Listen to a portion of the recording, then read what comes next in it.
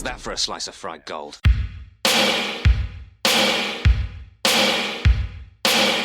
think this is a fucking costume? This is a way of life. I'll be back.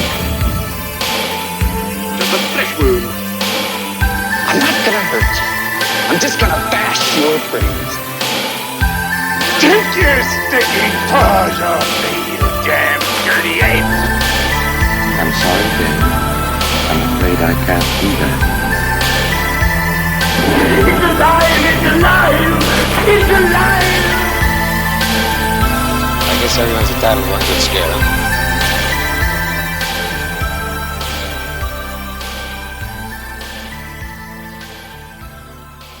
This movie's really good, by the way. Have you guys seen it? No, I didn't watch this one. Yeah. I've never seen I it. watched, it was called Volume 2. So I watched that. It didn't make a lot of sense. Yeah. Got to see the first one. Well, hello and welcome to the... No. God damn. Well, hello and welcome to... This is a podcast where we dive deep into all of your favorite cult and genre cinema and give you everything you've ever wanted to know about them, including where the bodies are buried.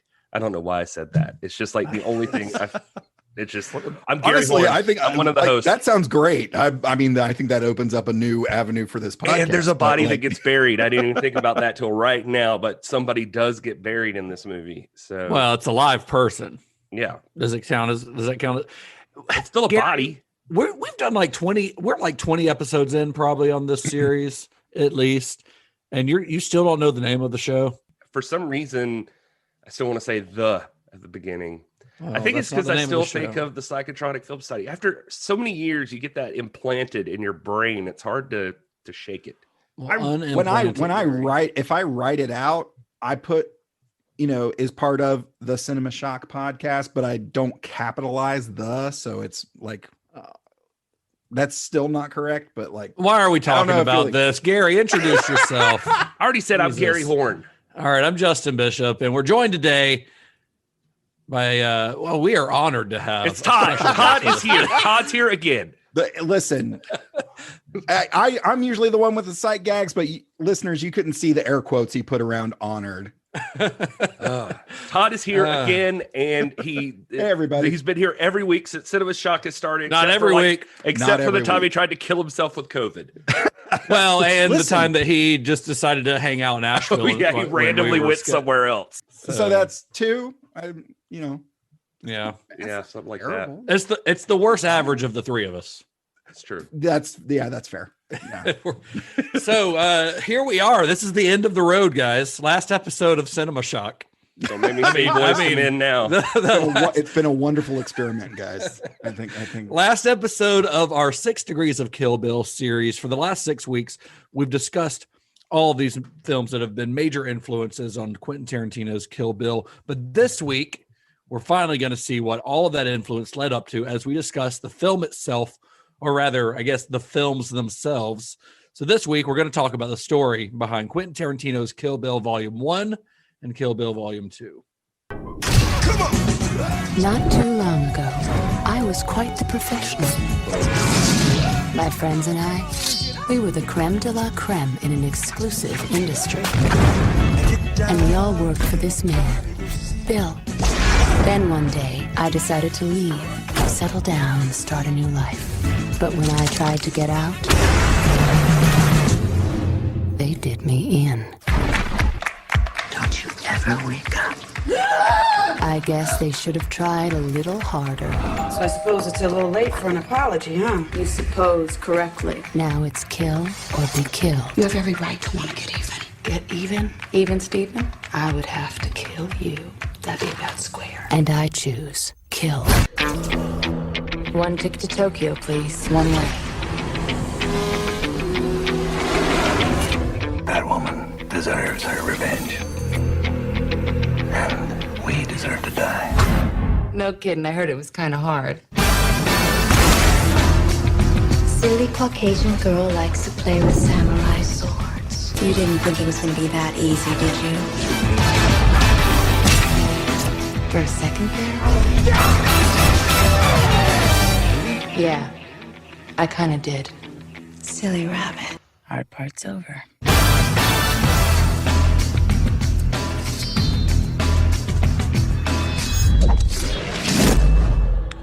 I wonder which trailer Gary played. Was it one or I was two? literally thinking the same thing. I wonder what I did there. Yeah.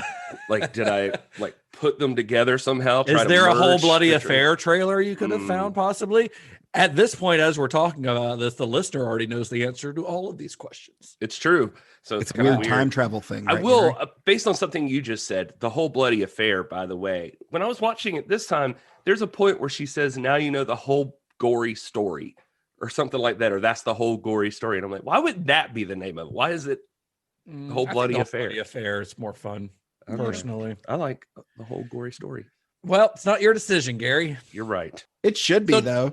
I guess. If it was my decision, Uba would still be alive. Check your phone, Gary. Did QT call you? So normally on this show, the general concept of our podcast is we discuss one film per episode. But in the case of this one, we thought it would be a good idea to discuss the 2 volumes of Kill Bill together, because although I think they work very well as 2 separate films, like a part 1 and part 2. I think that cliffhanger at the end of part 1 is incredible. But they were, of course, originally conceived as a single film, only to be split up much later into the production process. So now this is the part of the show when we start talking about a movie where we might get into kind of an extensive look at the director, the filmmaker's life and career that led up to this point. But for Quentin Tarantino, I'm not going to really do that because, for one, I have to imagine that we're going to dive pretty deep into his filmography later down the line. I mean, these are all films that we're probably going to want to discuss at some point. Plus, I imagine that most of our listeners are pretty familiar with Tarantino anyway. Everyone knows he worked at a video store called Video Archives in Los Angeles in the 1980s. You might even know that he had a role as an Elvis impersonator on an episode of the Gilmore Girls. Wow, that would have been a good episode. The Golden Girls. And he used some of the money that he made from that to help produce his debut film, Reservoir Dogs. That film, of course, was a big hit at Sundance and was an integral part of the indie film movement of the 90s. Todd, before you ask, I could see Todd. He has something to say, and I already know. I'll tell you. It's season 4, episode 6 of The Golden Girls.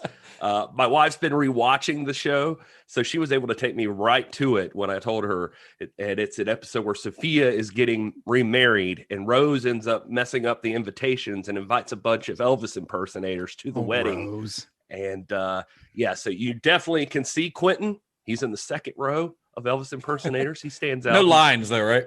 No lines, except they all sing at the end. According to him, he was playing the actual Elvis, and all of the others were sellouts. Well, not to divert completely from what you were talking about there, Gary, but who do you think talks faster, Quentin Tarantino or Rory and Lorelai? Oh, wow. I think he would have fit right in, actually. Oh, okay. That's a good point.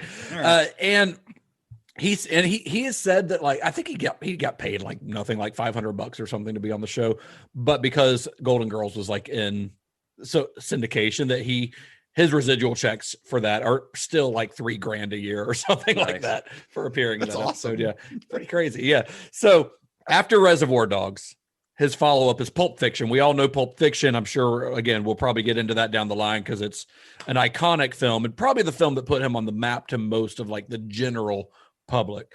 His follow-up to Pulp Fiction's success was Jackie Brown, which is an adaptation of an Elmore Leonard novel called Rum Punch. And then his original plan was to follow up Jackie Brown with a movie called Inglourious Bastards. But he put that idea on hold to work on an idea that he had begun developing a few years earlier. So this idea was originally conceived by Tarantino and Uma Thurman during the production of Pulp Fiction. If you notice when you're watching Kill Bill, in the opening credits, it says the character of the bride was created by Q and U, being Quentin and Uma. They had come up with this idea that they were having drinks at the bar during a break-in filming of Pulp Fiction. And the idea was simple. Like they had this image in their mind of a woman who's been bloodied and beat. You see like a close-up of her face, and the camera pulls back. And this was Uma's kind of contribution to this idea. The camera pulls back to reveal that she's in a wedding dress. And this kind of came about because Tarantino was saying, hey, let's do a revenge movie. They're having this conversation, saying this to Uma. Let's do this revenge movie where you're like this killer assassin, kind of inspired by the Deadly Viper, or what do they call it? The Fox Force 5, the character that she talks about playing in Pulp Fiction. Yeah. And then Uma says, oh yeah, what about when you reveal her, she's in a wedding dress? And then that's kind of how The Bride was born. Yeah, I was able to find some interviews and stuff and piece it together, this conversation, and it went something like, hey, Quentin, I want to be in a movie. All right, well, okay, so listen, what we're going to do is we're going to do Fox Force 5, okay? All right, so, no, just kidding. But no, I'm glad that ended when it did, honestly. we need to bring Miles on to do that, is what I'm saying. So according to the different interviews, they were at a place called the Daily Pint. That was the name of the place. I even looked it up. It's in Santa Monica. And one of the discussions that was going on that he had been having with Uma, which I found interesting, was that Uma was actually about to quit acting. She was kind of done. She had said she'd been losing interest. She'd had some roles here and there that were okay, but she just had a lot of bad experiences in Hollywood, and the whole process just wasn't fun for her anymore. More on that later, I'm sure. But for QT, he just couldn't fathom this. He talks about loving movies and movie making and the whole process, et cetera. So his excitement he was hoping his excitement could get her back to the point where she said, like, eventually she did come around to where she was like, I think I'm done after this movie, but like, when you make a movie, I'll come back and be in it.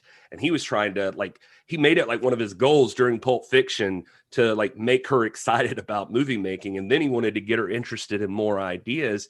So as they were talking, he starts throwing out ideas and they start talking about strong female leads. And so it leads into this conversation about exploitation film and genre movies. And he's talking to her about how, for all the talk there is about like female characters in movies, like genre films never have that problem. Genre films always have the best female leads. Like there's so many strong female characters in genre, and especially in their own way in revenge movies. And so he's like telling her about this. He's like using Pam Grier as an example. And so he's explaining to her that a lot of these films, like they start out, the woman's battered and beaten and the characters are looking down and all of this, and that's how it starts. But then she goes on this path of revenge and stuff. And it says that Uma comes in and is like, that sounds fun. Like, what if the camera pans back and she's in a bridal gown? And he said, and as his words were, the bride was born right then. Nice. And he said later that night he went home and wrote like 8 pages of it. But then he ended up falling by the wayside. Like he kind of just tucked it away. Yeah. So what happens is later, a few years later, in the year 2000, at an Oscar party, Uma runs into Tarantino and asks him if he's made any more progress on this idea. And he's like, he has not, but he promises her that he'd write the script as a birthday present to her. And he's like, I'll be done with it in about 2 weeks. So the 2-week thing didn't quite happen. And instead, Tarantino spent 1.5 years working on the script. This was 2001, and he was living in New York City at the time, and Uma was living in New York. So he would visit her newborn daughter, Maya Hawke, who we all probably know from Stranger Things now, of course. She is also in Once Upon a Time in Hollywood. I did not know that. She's one of the Manson girls. I did not realize that. Holy crap. Wow. So while Tarantino wrote the script entirely on his own, he would often discuss it with Uma. He'd write a bit, she'd read it, they'd hang out, discuss it, go back and forth. What Tarantino tells about this writing period is that the Uma that he's hanging out with in 2001 wasn't the same 24-year-old kid that had worked with him on Pulp Fiction. She's a few years older. She'd matured. She's a mother now. She's a very different person. She's had changes in her life that have changed her as a person. And all of these things kind of colored how he approached writing that character in the script. And the way that he tells it, Tarantino, when he's writing a script, he's not really going by an outline of the plot. He writes it beginning to end. He doesn't have he doesn't have a bunch of index cards taped to a bulletin board where he's got plot points. He's just writing a story to see where it takes him, at least on that first draft, that first run through. So when he's writing Kill Bill, he didn't know as he's writing it that the bride's daughter was still alive until he got much further into the story. He says, there's a quote from him. This is from an interview, I want to say with IGN, where he says, I got to tell you, I didn't really know that BB was alive for like the first year of writing it. It was only in the last 4 or 5 months of the writing process that I realized that BB was alive. Until then, I was like Uma's character. I didn't know, and I was just going on getting revenge. When he wrote those 8 pages originally, he like tossed them aside. He became super focused on his World War II movie. Of course, we're talking about Inglourious Bastards, but he worked on that for like 5 years. And he says that every single day he was working on that movie, and he became obsessed with it, but he was having so much trouble with it because he just couldn't end the movie. He said he was just having trouble letting it go for some reason. And he said he had like 220 pages of what was supposed to be a screenplay, but he's like, that's just not going to work. And he writes like in this novel form. I was going to get there, but like he writes like just page after page, like story, not like a normal screenplay. And just straight narrative. Yeah, like he's talking about just like writing it out. It's like wow. He described it in this one interview I saw. It's like not like a novel, but sort of. And and he said after he met Uma again and she asked about it, he started thinking about it and he decided to go back and look at those 8 pages he had written of Kill Bill. And he said he picks it up and he reads it and he's like, not to do my own horn, but it's pretty damn good. And he decides, well, maybe if I give this one some time and just flush my mind of the World War II thing for a little bit, I can come back to that and be ready because I know exactly what I want here. This is going to be quick, clean, easy, a tight 90-minute exploitation movie. So when he began writing the movie, he originally thought that Bill wouldn't show up on screen until the very end. Like that was kind of his idea.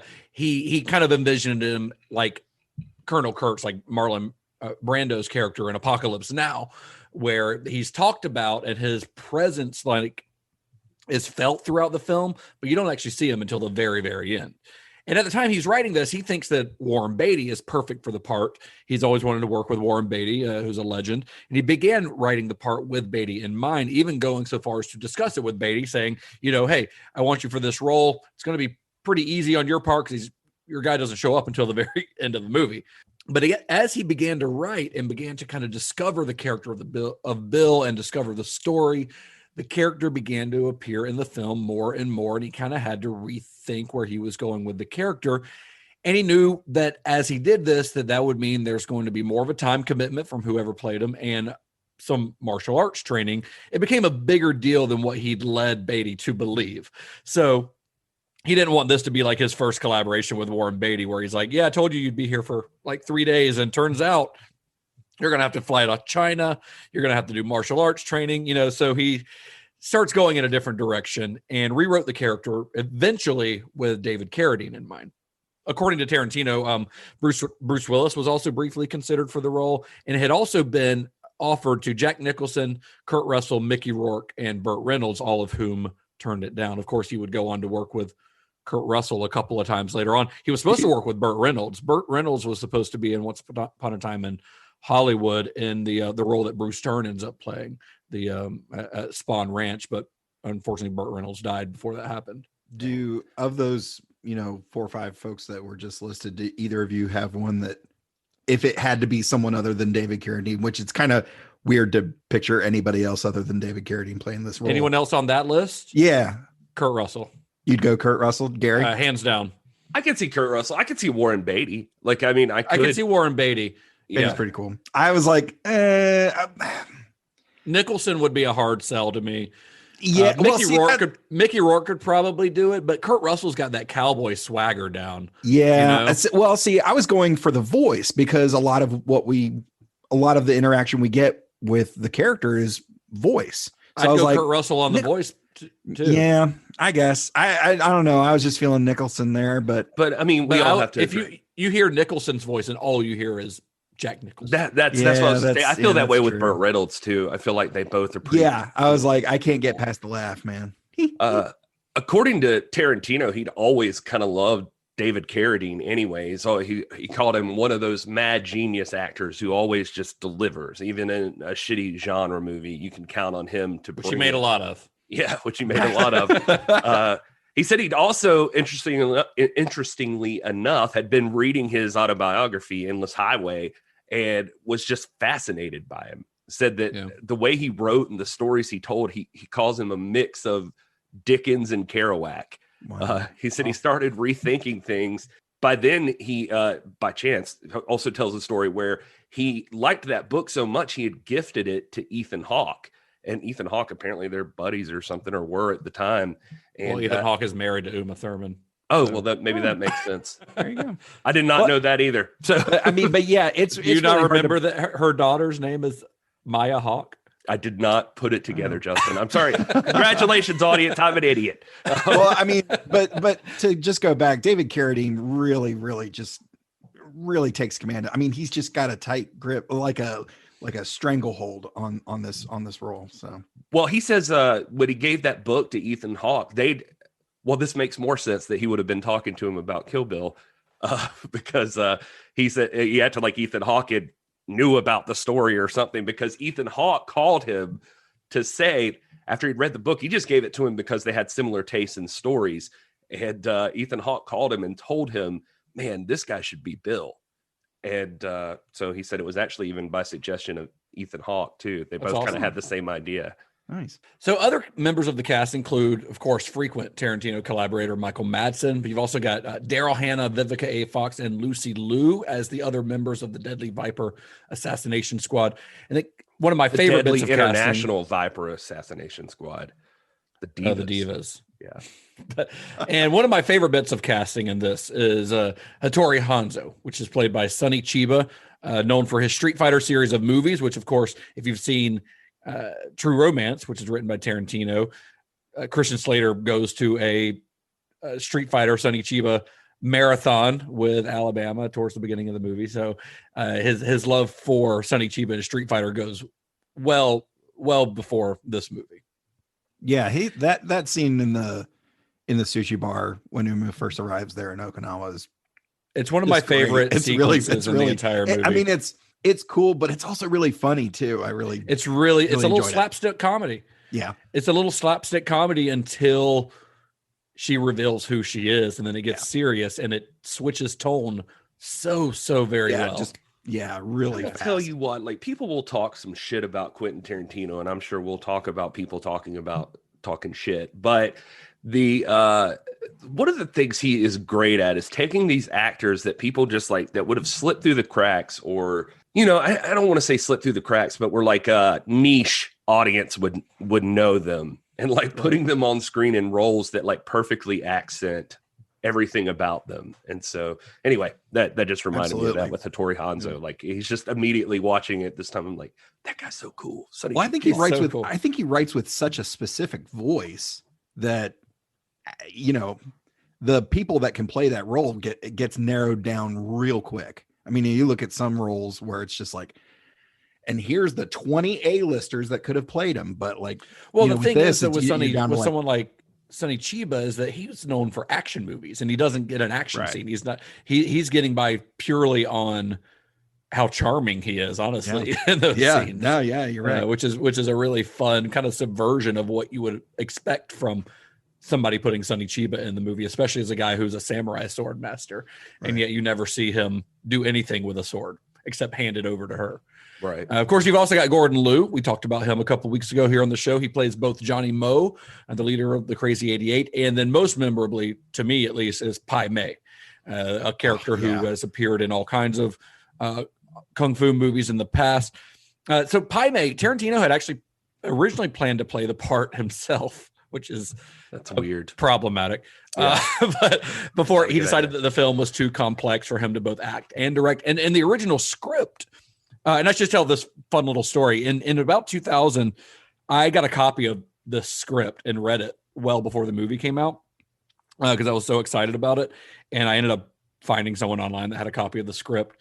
And it's, first of all, the script is pretty damn close to the final film. I think the version I read was probably a pretty late draft. Way to spoil it for yourself, Justin. I know, which I would normally never do, but I think I was just so stoked about this movie and the idea of reading a new Tarantino script that no one had ever seen. I just got the better of me.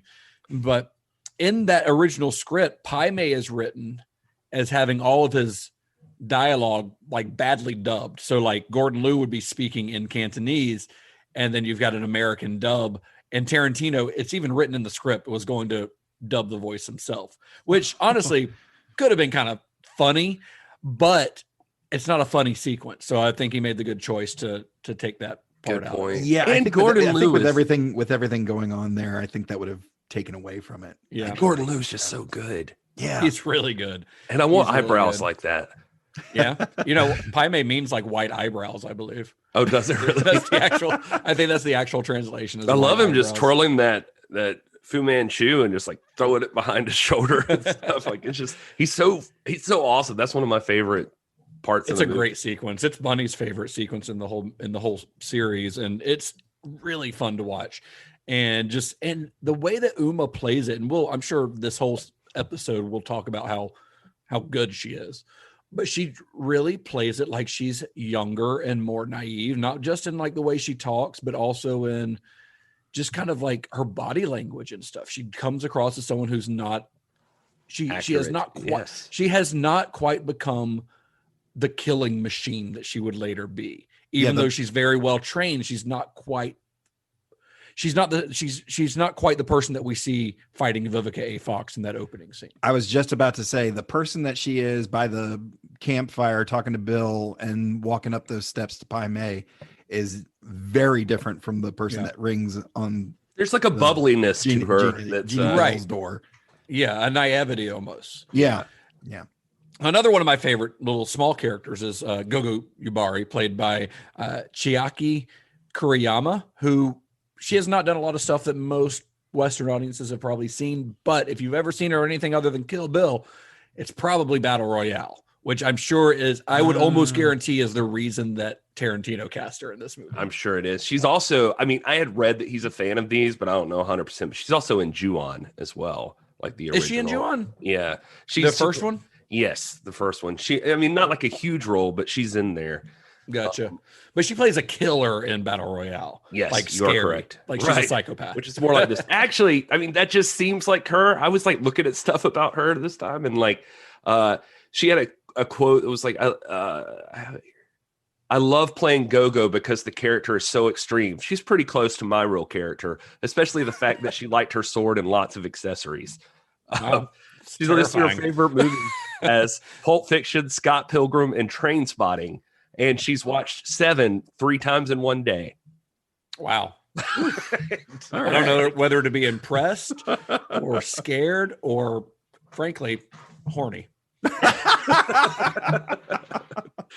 She seems Which like a lot which of fun. part of 7? Which part of 7 makes you the horniest, Justin? Oh, it's the when they find the guy who's been tied to a bed for a year. Oh well, natural.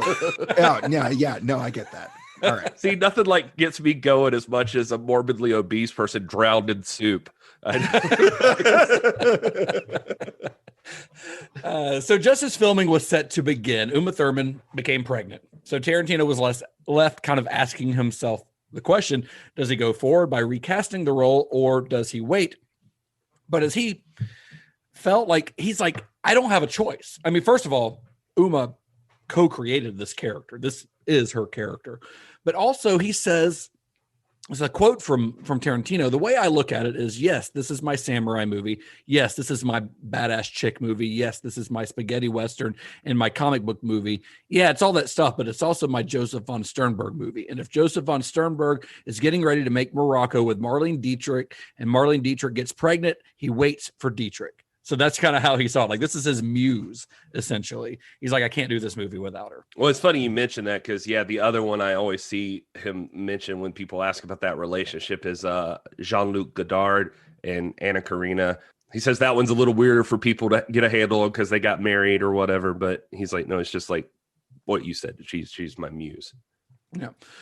So despite the fact that the film itself kind of jumps around in chronology, the film was actually shot in sequence pretty much, which is unusual, especially for a movie this big, but it was kind of necessary here because of some of the location shooting. So, and when I say in chronology, I mean in chronology is like if you were to put Kill Bill in chronological order. Okay, that was so like the I China was just stuff, about to ask. the China stuff taking place first. So they did a few months of martial arts training in America. Then the production went immediately to Beijing, shot there for 4 months before moving production to America. They shot on location and in some sound stages in America. And then finally they ended up in Mexico. And this movie, it presented a pretty major change in style for Tarantino, whose previous films, although all of his stories kind of revolve around crimes, at least the previous ones prior to this, they were pretty light on action sequences. Like if you watch, I mean, Reservoir Dogs, Jackie Brown, and Pulp Fiction, there really aren't any action scenes. There's people getting shot, stuff, but nothing that you would categorize as an action sequence. So for this film, he actually had to kind of teach himself to shoot action. And that was sort of also a personal challenge to himself to learn how to shoot action. Well, I would think that having folks, these legends on set like Wu Ping and, some of these action star guys probably helped. Well, I think he probably, I mean, I think that was probably, he brought them in because of what his goals were for the film. Yeah. It's like killing a couple birds with one stone. He described it as like a really big deal for him to do this because, like Justin said, I mean, the Reservoir Dogs is a heist movie, but you don't ever actually see the heist, No, the only bit of action you kind of see is a little bit of the shootout, but that's very chaotic and very like, there's something, it's not polished, it's not like a sexy fight scene. It's just all over the place. Well, in one of the interviews I saw with him, he talks about that he's known as a writer director and this whole thing, but for him, in order to make himself, like, he's going to challenge himself to be a top director, like to prove, like, I think his actual way of describing it was like, where's my head hit the ceiling at? Or can I break through to this next level? For him to be a top director, he decided that he needed to be able to shoot action, and he'd not proven that before. He always thought action directors were the most, they're the best, at least cinematically. Yeah, exactly. And like, again, I think in that same interview, he referenced the Coppola Apocalypse Now, like helicopter scene, at least, like, that visually there's just something more special there. They're on top of their game. That's wild, because I don't feel like there's a big connection between like the typical action movie director and someone who's gotten a lot of accolades for directing. Well, when he's saying cinematic, I think he means like you're, as an action movie director, and I mean like a good action movie director, you have to tell everything in your story visually. You have to be able to tell it using the tools of filmmaking, not just anybody can tell a story using just words. That's easy. Sure. I mean, it's more easy might not be the best word, but it's more conventional. And, that's the way we tell stories, but being able to tell a story visually, and not all action movies do this. There are a lot of action movies where the action sequences are very poorly choreographed or poorly geographed. Like where you don't know where people are. At one point, it's just a series of images. Right. That never happens in this movie. And it never happens in a good action director's movie. Like I'm thinking of guys like, let's say, John McTiernan, great action movie director. I was just thinking, James Cameron, great action movie director. Mm-hmm. The Wachowskis, great action movie directors. Because those fight scenes each action sequence tells a story on its own, and that's different than just blowing up a bunch of shit. Right. The other thing, I think that's what he means when he says cinematically. That's cool. One of the other things I thought was funny about this though too is he says, like we talked about the World War II script, the 220 page thing. Back to that real quick. He says like he doesn't write like normal screenplays. At least at first, they're more like that novel version. When he calls the other version of it would be like a blueprint, he said, like the actual screenplay. And he says that since he's going to be directing the movie, he figures, so I can like clean this up a bit as I go along. So he starts adding stuff to it, stuff that he says he doesn't even intend to film, like just crazy scenes or like extra layers of character or whatever. So he knows he's got like this extra book that he's trying to get down to a tight 90-minute screenplay. He said he finally learned in this one the value of the blueprint version, because he said he's writing all these extra scene and extra layers, and he realizes like while he's shooting this movie, all of a sudden now not only does he have his novel version, now he's having to adapt his novel into a screenplay for the movie. So it's just a extra process there. So all in all, the production on Kill Bill lasted 155 days. This is just production, like actual shooting, not including pre-production and post. Had a budget of $55 million. And although $55 million seems low for two movies of this size, it actually went over budget. And although if we're being honest, Tarantino had carte blanche with the Weinsteins since he had spent the last decade making them a considerable amount of money. So like, even though he went over budget, I don't think it was ever that big a deal. Well, just to hammer on that a bit, going in, he already, he knows it's going to go long, right? But it's too much for one movie as they're filming it. And he realizes that, and he kids himself into thinking, he obviously convinced himself he could get it down to 90, but then as he's making it, he realized this is not going to be 90 minutes. There's no tight 90 minutes for Quentin Tarantino. So as they're filming, his next goal becomes like, he's thinking, if I could get the first part down to 90, they'll let me have another hour, and then I can just at least wrap it up there and essentially get a 2.5, 3 hour movie out of this. And it's actually Harvey Weinstein that was on set during like the last day of the filming, and he told Quentin that he'd rather him just go ahead and turn this into 2 films, which he obviously does.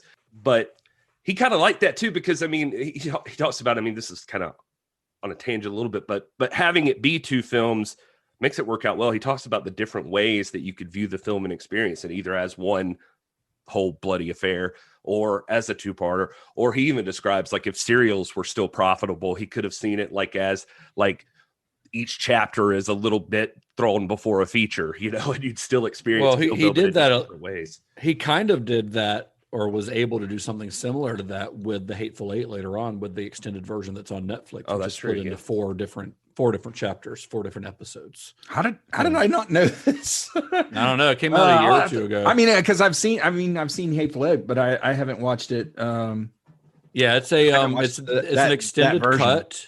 It's an extended cut, and the movie's already is cut into 4 chapters, and on Netflix it is separated as 4 separate episodes. Wow. So one sequence that contributed heavily to the film being over schedule was the House of Blue Leaf sequence that ends Volume 1. This sequence was scheduled for a 2-week shoot, but it took a full 8 weeks to shoot, 2 months. But Tarantino knew shooting this scene, he knew he had to get this right. His goal with this sequence was to create, in his words, one of the greatest, most exciting sequences in the history of cinema. So to do so, to help, he hired legendary choreographer and martial arts film director Yuen Woo-ping to be the film's martial arts director. We've already mentioned him on this series of the podcast in the past during our 36 Chamber episode because he directed Drunken Master. That was his kind of calling card. That was Jackie Chan's breakthrough role, but he was a regular choreographer on Hong Kong action movies, and he also was the choreographer for both Crouching Tiger, Hidden Dragon, and The Matrix, which is kind of what brought him to the attention of most Western audiences. And Tarantino also wanted to shoot the film like the directors of those Shaw brother movies that he admired so much that we talked about a couple weeks ago. He wanted to shoot them the way that they would have shot them. This meant no CGI. It meant that the effects were all practical, including techniques used by Shaw director Chang Che, who we also discussed. And some of these techniques included using fire extinguishers and condoms to create explosions of blood. They filled condoms with fake blood, and that's how you get a lot of those like big. It's a very specific type of blood spurt that you get in some of these. That's very different from like a squib, the traditional Hollywood squib. Yeah, try it. Never mind. I don't know. oh, come on. Do you want to take that again, Gary? No, it's okay. That was going to be good. Anymore. That was going to be really good. I'm sure it would have been. Come on. For the outtakes. Ready and go. So anyway, his goal with Volume 1, he said, became to boil down a revenge movie to its absolute essence. Back to proving that he's a top director. He wanted to create like this straightforward, just bare bones revenge movie for Volume 1, and the finale would be like one of the greatest action moments ever on screen. I think the ones, I wish we didn't get to watch these for this series, but the 2 I saw him specifically reference when you get to the what he called the 1 versus 100 idea.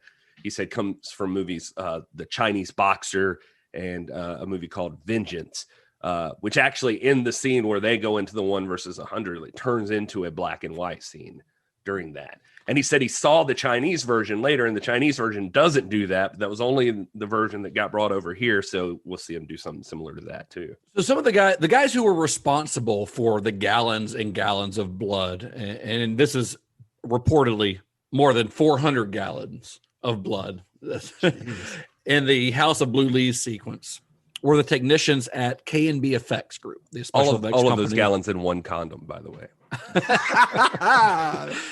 K&B is the effects company founded by Robert Kurtzman, Greg Nicotero, and Howard Berger in 1988. Now, if you've been following our show, you know that we discussed K&B briefly a few months back during our Romero Savini series, since Greg Nicotero was a protege of Savini's and got to start working on Romero's Day of the Dead, which is actually where he met Howard Berger. The three of them all these things come together. I know it's all connected, man. And the three of them worked together on Sam Raimi's Evil Dead 2 before deciding to form their own company. And they would go on, once they formed K&B, like K&B is legendary. And of course, they're now known very, very well for their work on The Walking Dead. But they worked on everything from like A Nightmare on Elm Street 5 to Dances with Wolves.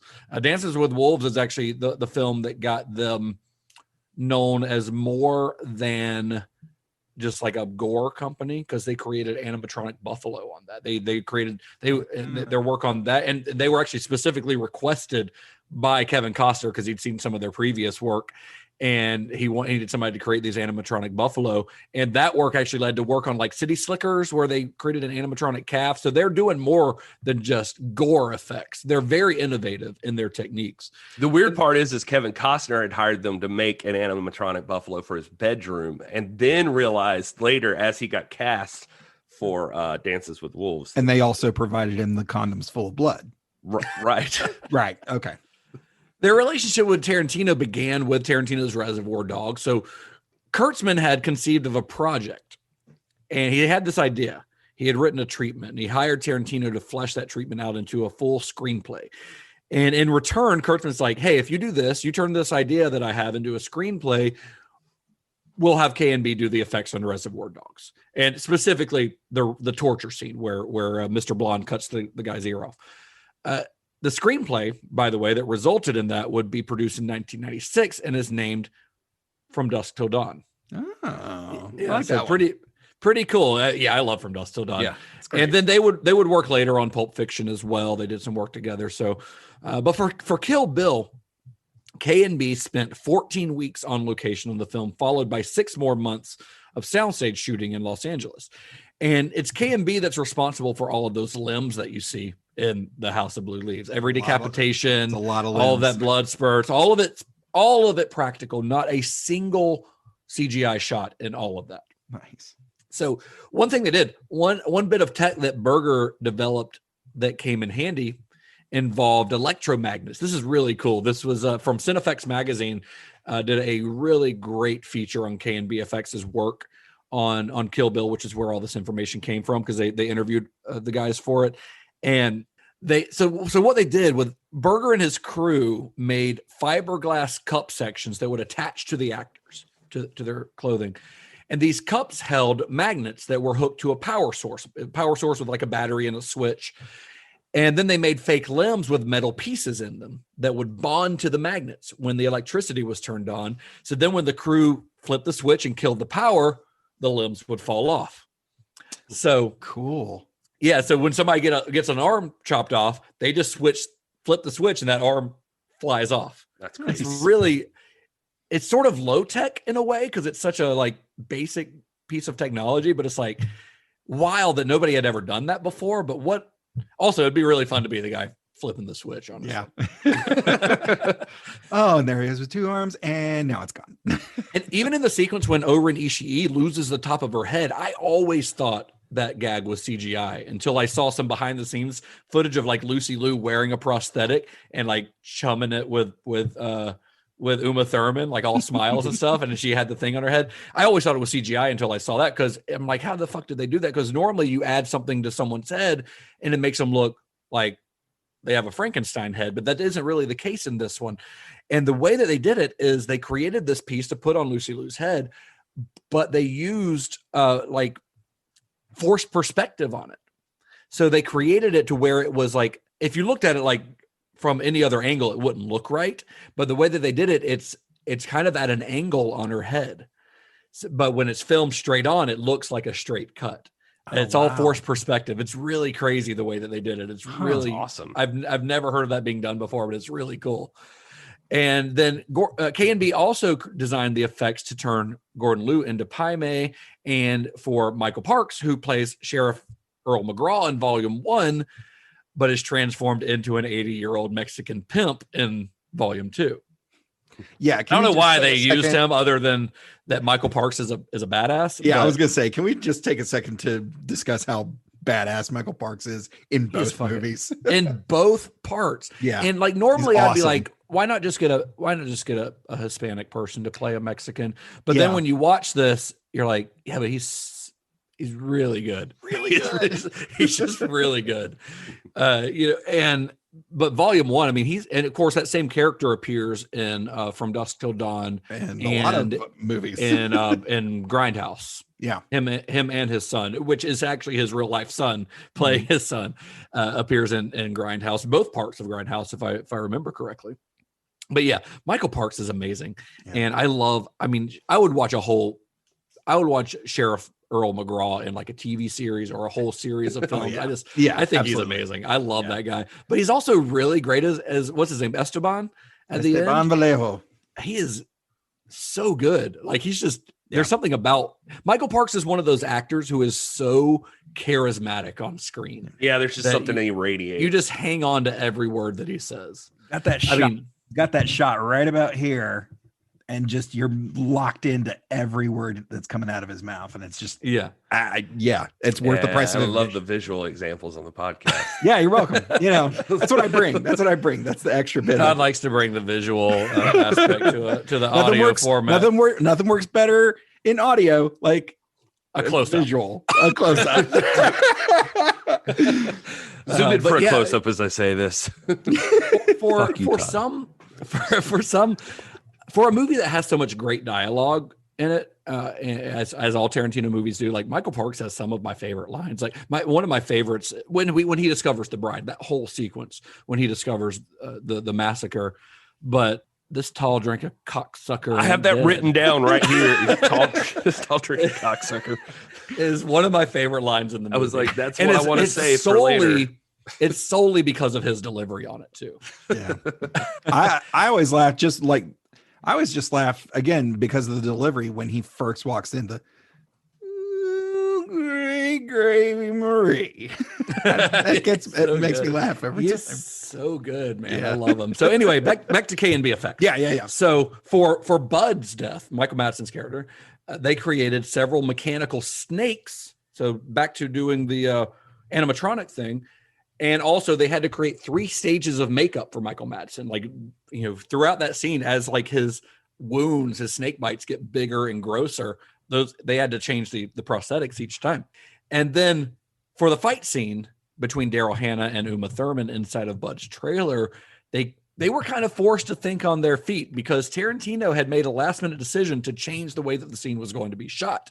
Originally, it was supposed to be a more traditional sword fight set outside of the trailer, out in the desert, which could have been cool, And the way that they describe it is you would see someone get sliced in the neck with a samurai sword. You see a shot of like a big spray of blood, and then the camera pulls back, and it's Daryl Hannah with blood spurting out of her neck. Pretty cool scene, right? But they were on set for the scene, and they had all the effects prepped for this, ready to go. They had the prosthetic for Daryl Hannah's neck and everything. Then Tarantino shows up the next day and says, I had a dream last night, and I want to change the whole sequence. So they had to rethink how they're doing this entire scene, which includes the plucking of the eye, which is a whole nother effect. But so they had like one day to figure this out, which goes back, I think and they didn't say anything about this in the interview, but I have to imagine that Nicotero working for Savini, who was so good at thinking about coming up with new effects, like just off the top of his head in the moment, had to have really come in handy on this. Gosh, effects aside, I was just thinking about it from a choreography standpoint of like, well, we're going to get into from that outside part. to in the trailer, Yeah. like super confined space. Well, it helps when you got people like Yunwo Ping helping you out. It also helps, since we're talking about fight scenes, another person that's very integral in that scene and in the entire film, if we're being honest, is Zoe Bell. Oh yeah. So if you're familiar with Tarantino's work, you probably already know who Zoe Bell is. While she's not usually seen on screen, at least you can't see her face most of the time on screen as a stunt performer. Tarantino, impressed with her work on this film, did put her front and center for Death Proof, his half of Grindhouse, of course. So Zoe Bell was born in New Zealand. She is an avid athlete as a kid, trained in competitive gymnastics, dance, high diving, scuba, track and field. And by age 15, she had begun studying Taekwondo. So she was born a badass is what it sounds like, basically. Yeah. Her first major gig as a stunt woman was on the TV series Hercules, The Legendary Journeys, and on Xena Warrior Princess, both of which filmed in New Zealand. By the 4th season of Xena, she was the stunt double for Lucy Lawless. So And so after this, she continued her career as a stunt double and sometimes actor in smaller films and TV shows before landing the job on Kill Bill. And on Kill Bill, she was originally hired to be Uma Thurman's crash and smash double. So, the bride's falling down the stairs or flying through a wall, like that's Zoe. But the stunt team soon realized that she would make an ideal stunt double for Thurman. They're about the same height, they're about a similar build. They both have light hair. And so they began to fight her, to train her to fight in the wushu style of Chinese martial arts so that she could do some more intricate stuff. And she would go on to be Thurman's stunt double for the entirety of this production. I thought I liked where that sentence was going before, like where you were saying they began to fight her, and she just whipped their ass. You're going to learn wushu right now. Shing, and they just like start attacking her. But that's how you learn. That's like somebody learning to swim by being just thrown into a lake. Right, exactly. But I also think by the way, Xena was probably part of the reason she got cast. Tarantino, if you watch, like, he is a huge fan of Xena Warrior Princess. I found like multiple interviews with him talking about this show, and in one interview he talks about how he's just like, Xena's fantastic. It's what I always had wished Wonder Woman and Charlie's Angels was.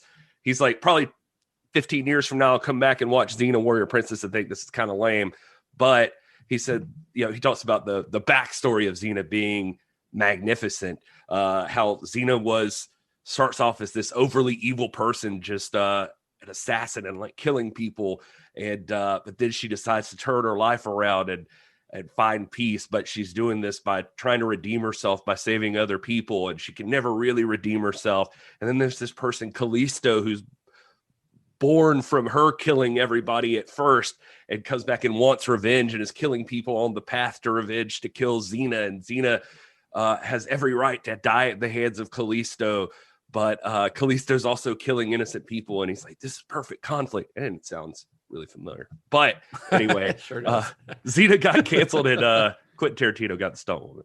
Yeah, and if you want to watch a really cool documentary about Zoe Bell, there's one that came out in 2004 around the time of Kill Bill called Double Dare.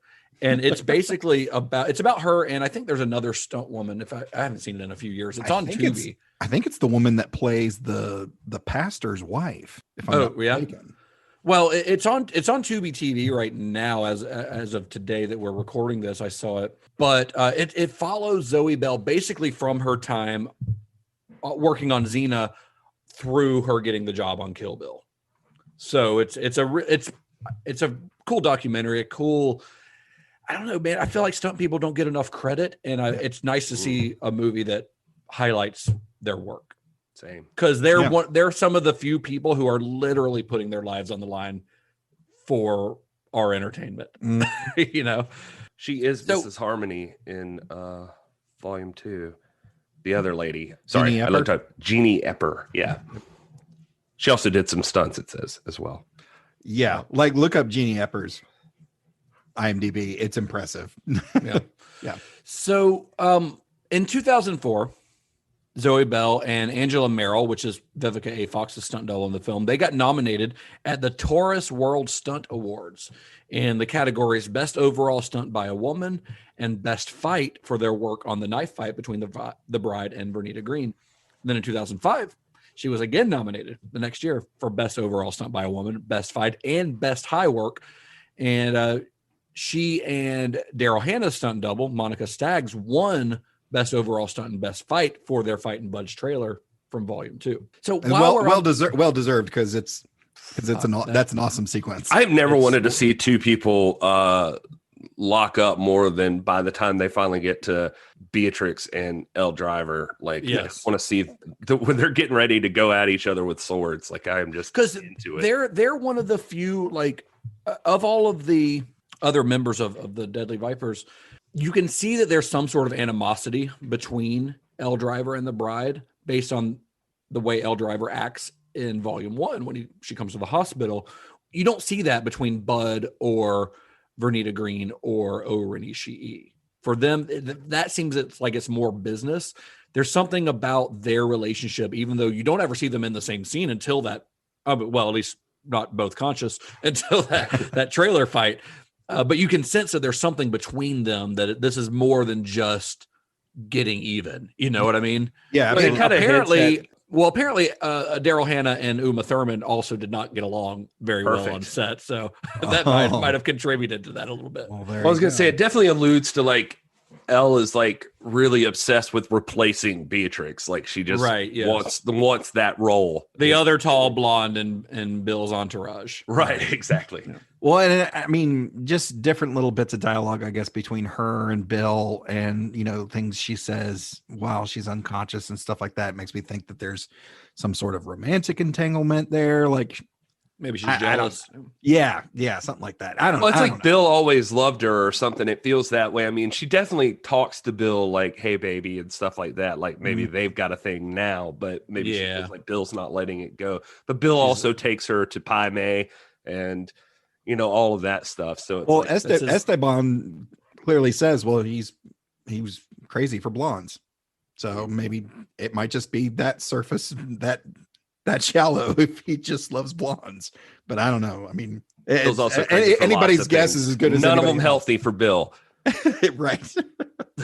So while we're on the subject of stunts, there is one incident that I feel like now, if you're talking about Kill Bill, you have to talk about. And if you're going to talk about the full story of the making of Kill Bill, you kind of have to talk about this. You can't skip over it. So near the end of filming, in the sequence where the bride is driving to Bill in Mexico, Uma Thurman was injured in a car crash, pretty seriously. Injured her back and injured her knees, injuries that are still plaguing her to this day.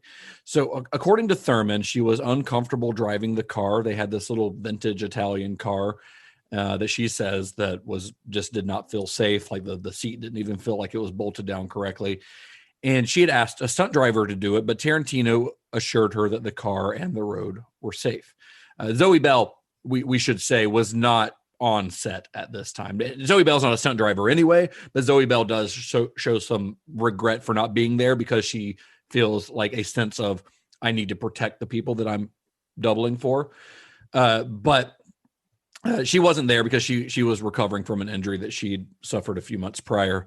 So Thurman's driving down the road. She loses control of the car and she hits a tree and suffered a concussion, and her knees got banged up. And this footage was released to the New York Times a couple of years ago.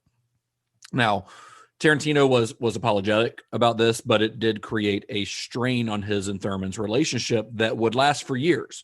Although they seem to be on good terms now, Tarantino is actually the one who helped Thurman find the footage of the crash to release to the New York Times because Harvey Weinstein had attempted to cover the whole thing up and it was in storage, but Tarantino tracked it down, and Thurman has said that she would be willing to work with Tarantino again. And as we mentioned before, she allowed, her daughter was in his latest movie, But so they seem to be fine now, but there was some animosity between them for a while as a result of this. And it was more like reading interviews with both of them.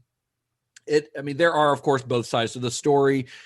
Her interview in the New York Times makes it feel like it was a little more like he was just mad. Like he was mad that she didn't want to do the stunt and annoyed. Whereas when he tells it, it's more like he just suggested it to her, but he still felt bad because she trusted him and he was telling her it was safe and she trusted him, and then it wasn't safe. And that part of the reason that they had issues after that was that he had lost her trust. She no longer trusted him as a director. Now I was just going to say, this is where if you read the New York Times article, I almost sounded angry and I'm not angry, but I will say this. Be very careful all the time because in the Deadline interview that Quentin Tarantino did, where he talks about the same thing, it sounds very different. It sounds very different. And he points out that none of the stuff that makes it sound like he was angry were quotes from Uma Thurman. Right. It's all written by the author is saying Maureen Dowd, I believe was Maureen Dowd, right? That she had heard that this thing. And so that's what makes media very tricky sometimes that it's tough. According to him, it was the situation that she supposedly had been told by one of the drivers that it didn't seem right. The car didn't seem right. So she didn't want to do it. He got in the car and he drove the path and it seemed like a pretty straight shot. And then he came to her. He came to her and told her, it's going to be fine. Yeah. And he said he was very nice about it. He says he was very nice about it. This is, it's cool. This is an easy shot. It's point A to point B, straight shot, no problem. So she agreed to do it. But then when they got back out to set, some of the folks were talking about doing it in reverse, sending it the opposite way. It was because of the lighting, because it was later in the day and they needed. And that's not a path he had driven.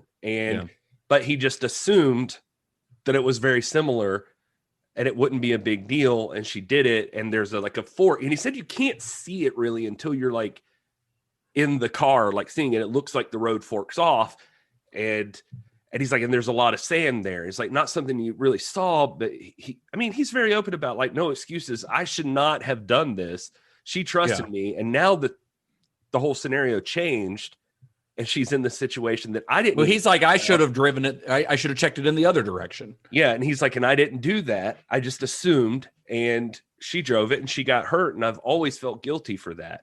But he calls it the biggest regret of his life. Yeah. Not just of his career. He says, this is not the biggest regret of my career. This is the biggest regret of my life because I hurt somebody who trusted me. And obviously, I would say, and I'm glad that because I did the same thing, Gary, but I would say in a situation like this, it is important to read and to look into all aspects, because I do think that the Maureen Dowd story skews things a little bit because of the way that she writes it. Because like you said, some of the more incendiary things about Tarantino in it are not quotes from Uma, and Uma has gone on record after the fact as saying that she is, yes, she blames Tarantino, but not like it was a malicious thing. It was just it was broken trust between the two. Well, and then that's the thing is he's saying she should blame me. I'm responsible for that. I made a mistake. Yeah. But it wasn't malicious. It wasn't angry. But then that same story also tells, this is stuff where I don't want to go down a whole rabbit hole here by accident, but that's what we do.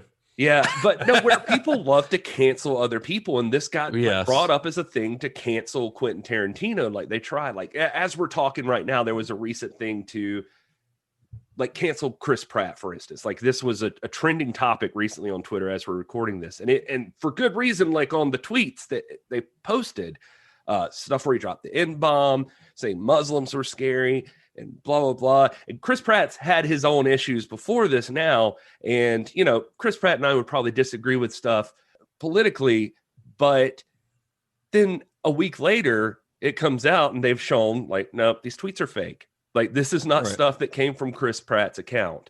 And so it's but cancel Chris Pratt was trending before all this. So it's people rush. So they're taking this article. Well, we have to, I'm sorry to interrupt you, Gary, but we have to also say that at the time that this was released, this was right during the Harvey Weinstein. Well, that's where I was going to go. Right at the kind of, I would say, birth of the Me Too movement, because the article itself was really, or what it should have really been about, was the fact that Harvey Weinstein sexually assaulted Uma Thurman around the time of Pulp Fiction's release. Well, and supposedly, according it got overshadowed by this crash footage. Well, what supposedly the story was is that, the reason the crash footage was released, she had been blocked from getting the footage, and Tarantino had said he had heard that she had, but had thought nothing about it until she came to him saying, I need this footage because I need to indict these people for what they've done. And Tarantino is who helped her find the footage. Right. Yeah. Like he had his assistant like digging through warehouses of footage looking for a 15-year-old reel of film. Because essentially she tried to get like an insurance claim, to do all of this stuff because of the crash, and none of it happened because the Weinstein or Harvey had covered it, and they had destroyed the car apparently or something like that. And all of this stuff. Yeah. And so Tarantino knew he was going to take a hit, but that was discussed with Uma beforehand. Yeah. But by the time that article came out, Harvey and the other guy, I forget his name right now, had lawyered up, and they had Lawrence Bender, I think. Yeah, that's right. I think it was Lawrence Bender. And they had to pull their names from the article. They could not mention them for like some kind of defamation lawsuit that they were going to file or something. And the lawyers made them pull it. So the only name that was allowed to be mentioned was Tarantino. Tarantino's. Yeah. And so he gets to represent everyone all of a sudden. Yeah. And so the weight falls on him.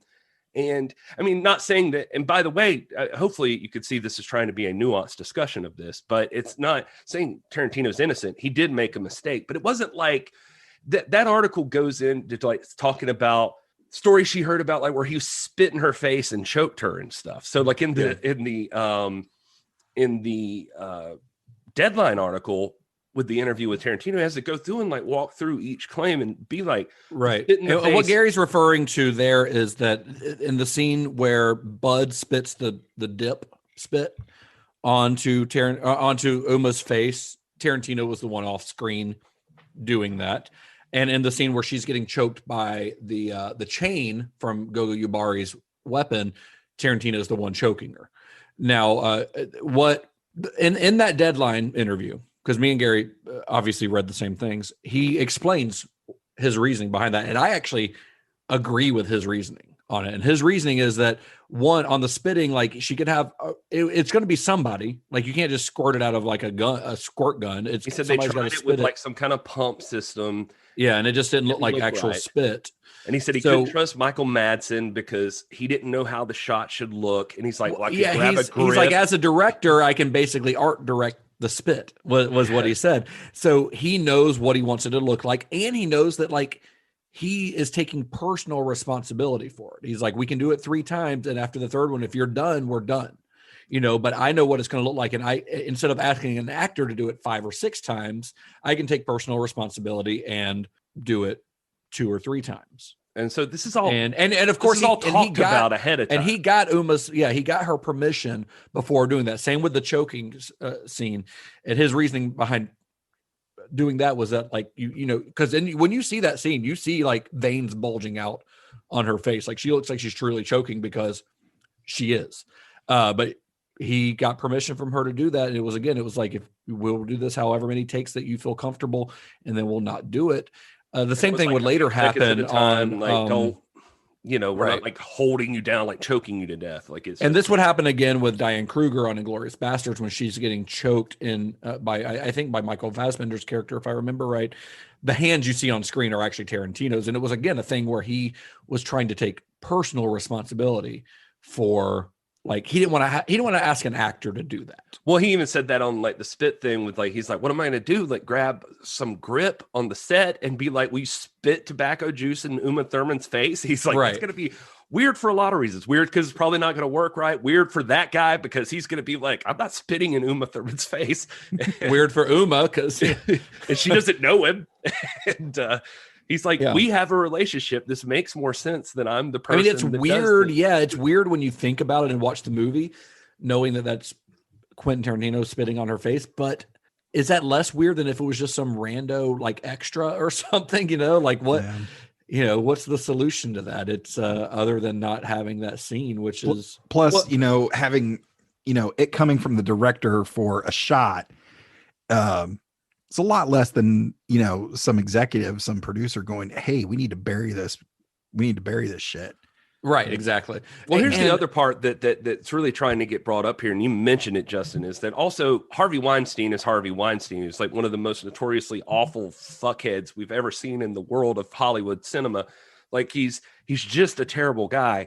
And also he had Quentin worked together a very long time. For decades. And there's that side of it that, like, this article was originally produced. All of this was to help Uma make her case, because she's also telling her story about what Harvey Weinstein did to her, which I imagine, I don't know this for a fact. I couldn't find anything that explicitly said this, but going back to that original discussion around Pulp Fiction, where she was fed up with Hollywood and she was just not happy when I was talking about this, I feel like that's probably part of it. Like, cause she says that Harvey Weinstein, like, forced himself on her and that kind of thing. In fact, I mean, in that article, she had told Quentin Tarantino this. And this is another thing, by the way, that we all have to be aware of. And Quentin Tarantino admits to, is that the term believe all women, no, it doesn't mean that Bill's truth serum shot that he shot into her leg is produced by vagina juice and vaginas give you the power of all knowing truth and you'll never tell a lie. But it does mean that you should take accusations seriously.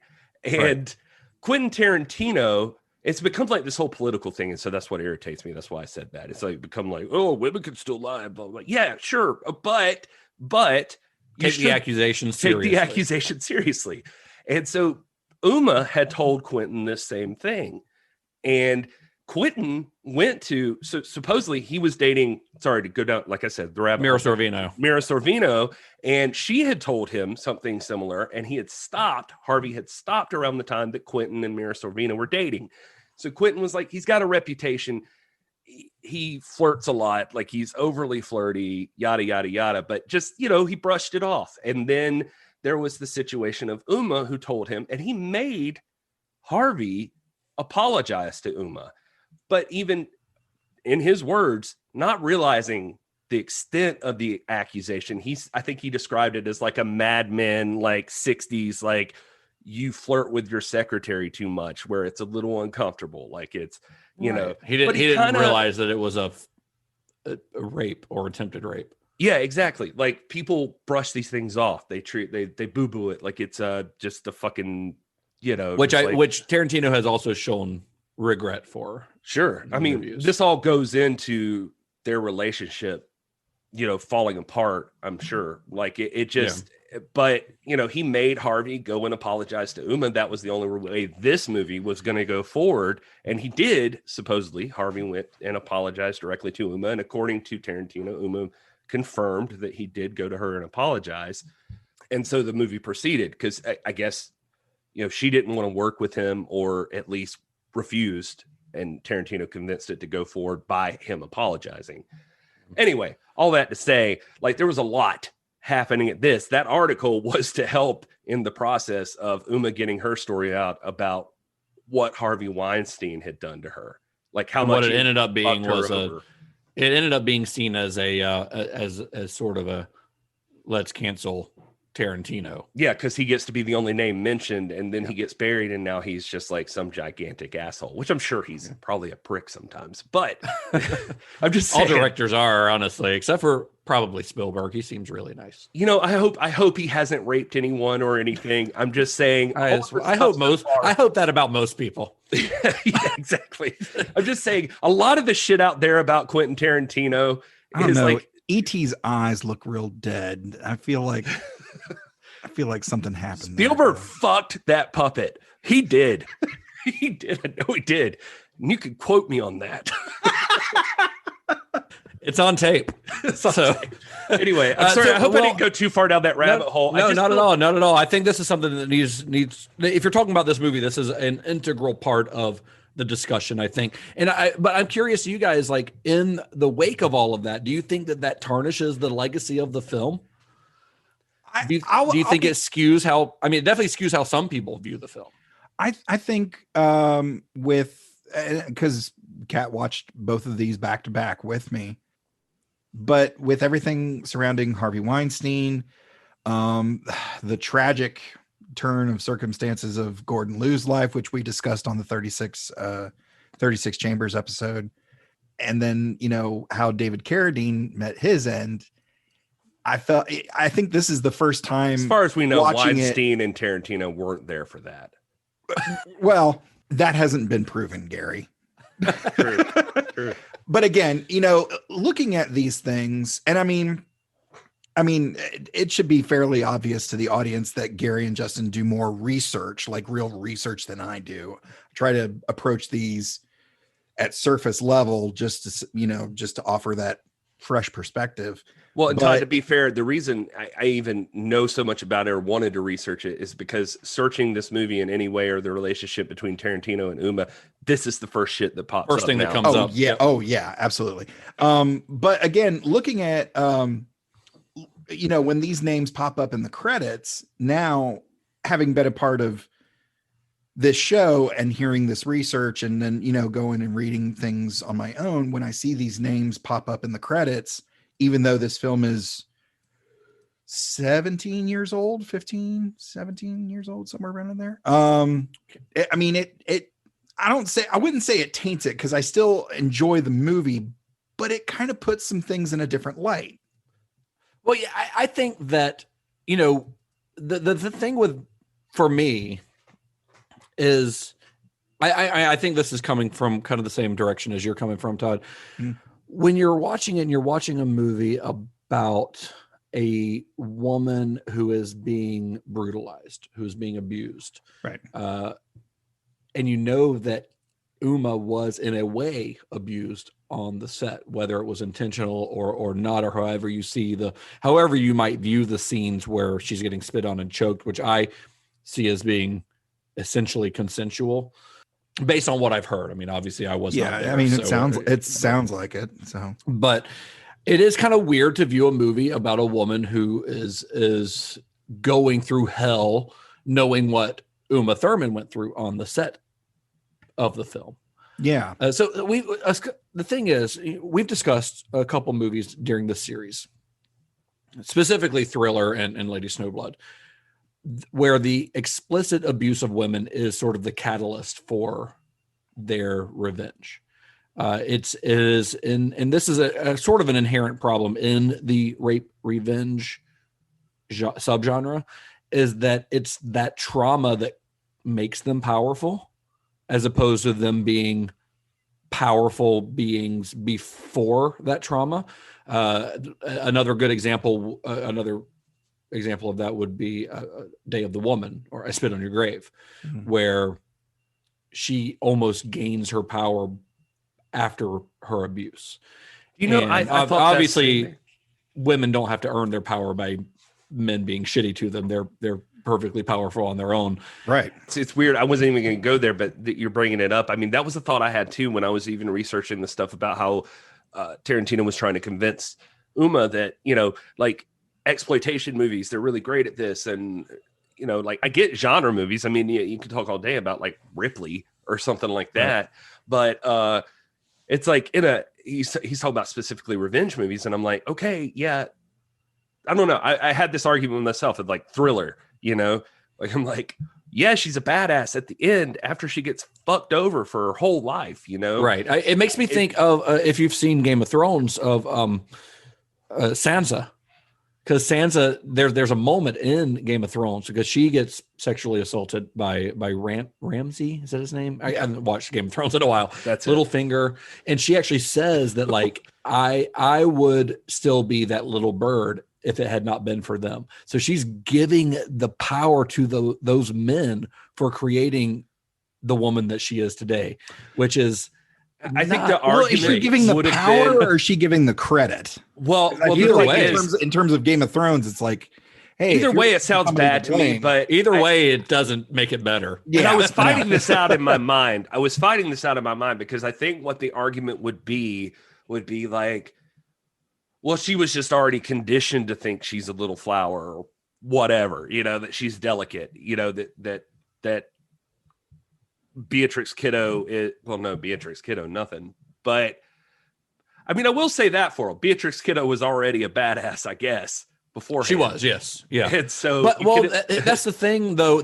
So these female revenge movies going kind of in that same direction.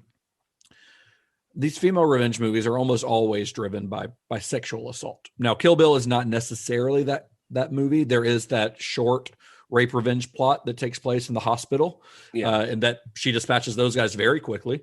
But the overall arc of the film is still about a woman who has had her body and herself taken away from her by Bill. Yeah. So even though it's not explicitly like a rape revenge movie, it is still about a woman who is reclaiming. Yes, she was powerful before, but she's had that taken away.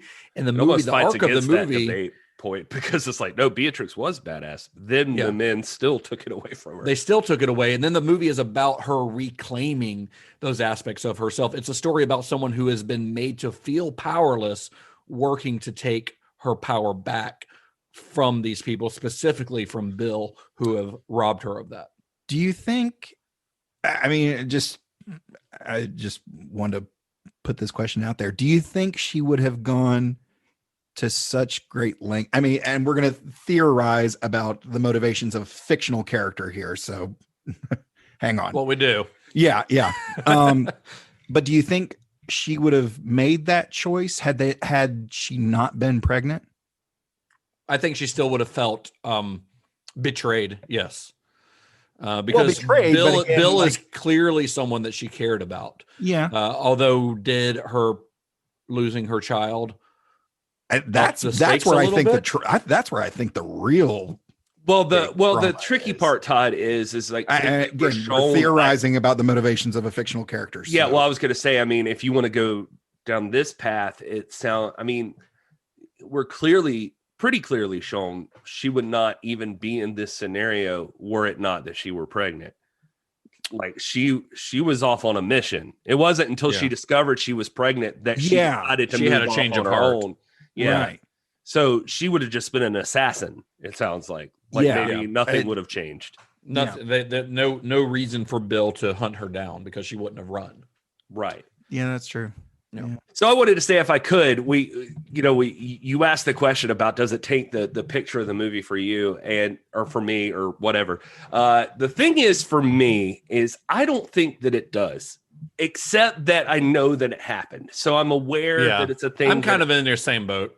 And the reason is not to take anything away from the scenario, but were it a story that had I researched it and found that Quentin Tarantino is just a huge dickhole and he fucking drove her into a tree, that would be one thing. But given the circumstances, people don't like this in this day and age, and maybe this is not the cool way to approach this, but we are all fallible individuals, and we all fuck up. And I think that it's nice that the story's out there, and it should be free to be out there. And clearly it sounds like QT is very distraught himself over the scenario, and there are things he wishes he could do differently.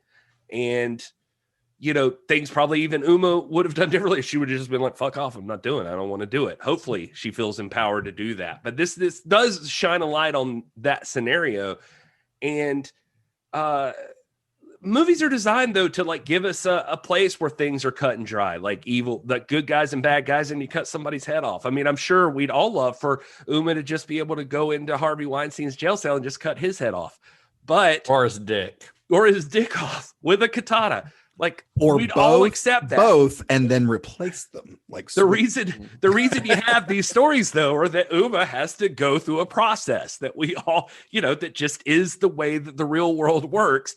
She's tried to expose some of the injustices she experienced. And our job is to take those very seriously and to know that they exist and accept that those things happen and try to be better from here.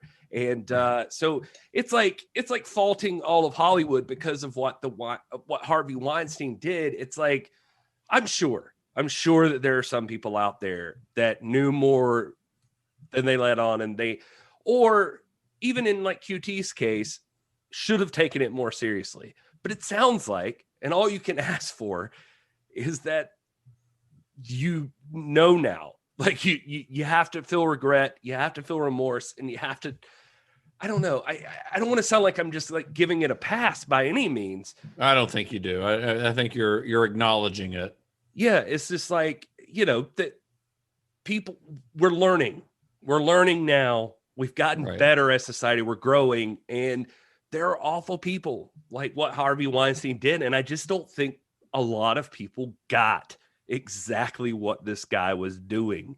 And maybe it was money, maybe it was power, maybe it was whatever clouds that judgment or that ability for you to understand the depth of which he was going.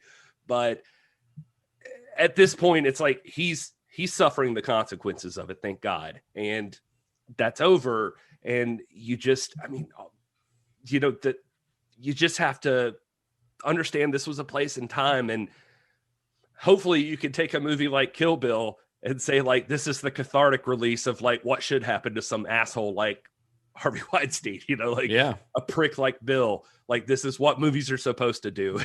Bill's more sympathetic. Actually, Bill is so much more sympathetic than Harvey Weinstein. Interestingly enough. Much more. Of course, if you're talking about a Quentin Tarantino movie, you cannot discuss it without discussing its music.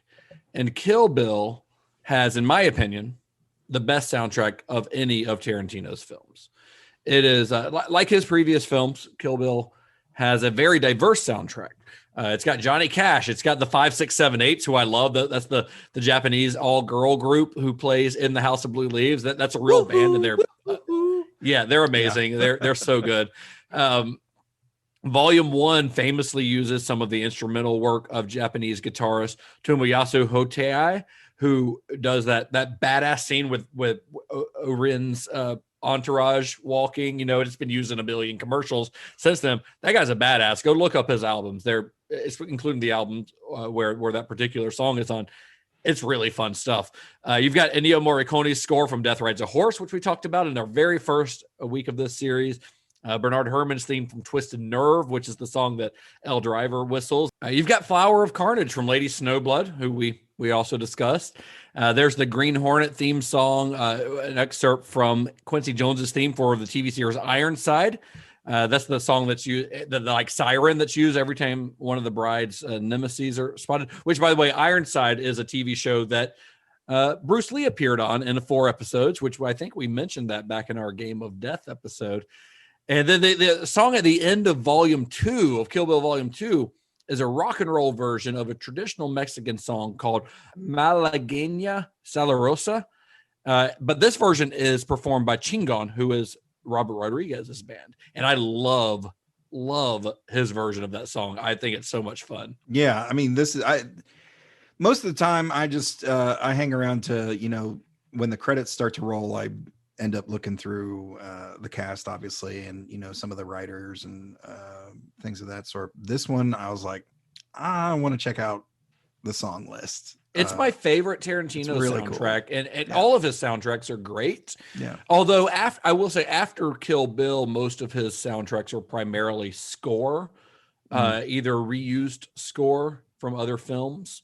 There are obviously songs peppered in there, like you've got Putting Out the Fire by David Bowie, or whatever the name of that song is, the song from Cat People that's used in Inglourious Basterds. You've got the Tupac James Brown mashup in Django, which is really rad. Hateful Eight is the only one that has like an original score by Ennio Morricone, which is incredible as well.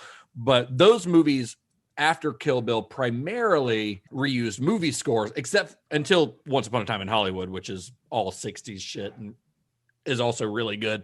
But there's something about the diversity of the Kill Bill soundtrack that is the one I revisit the most, because even the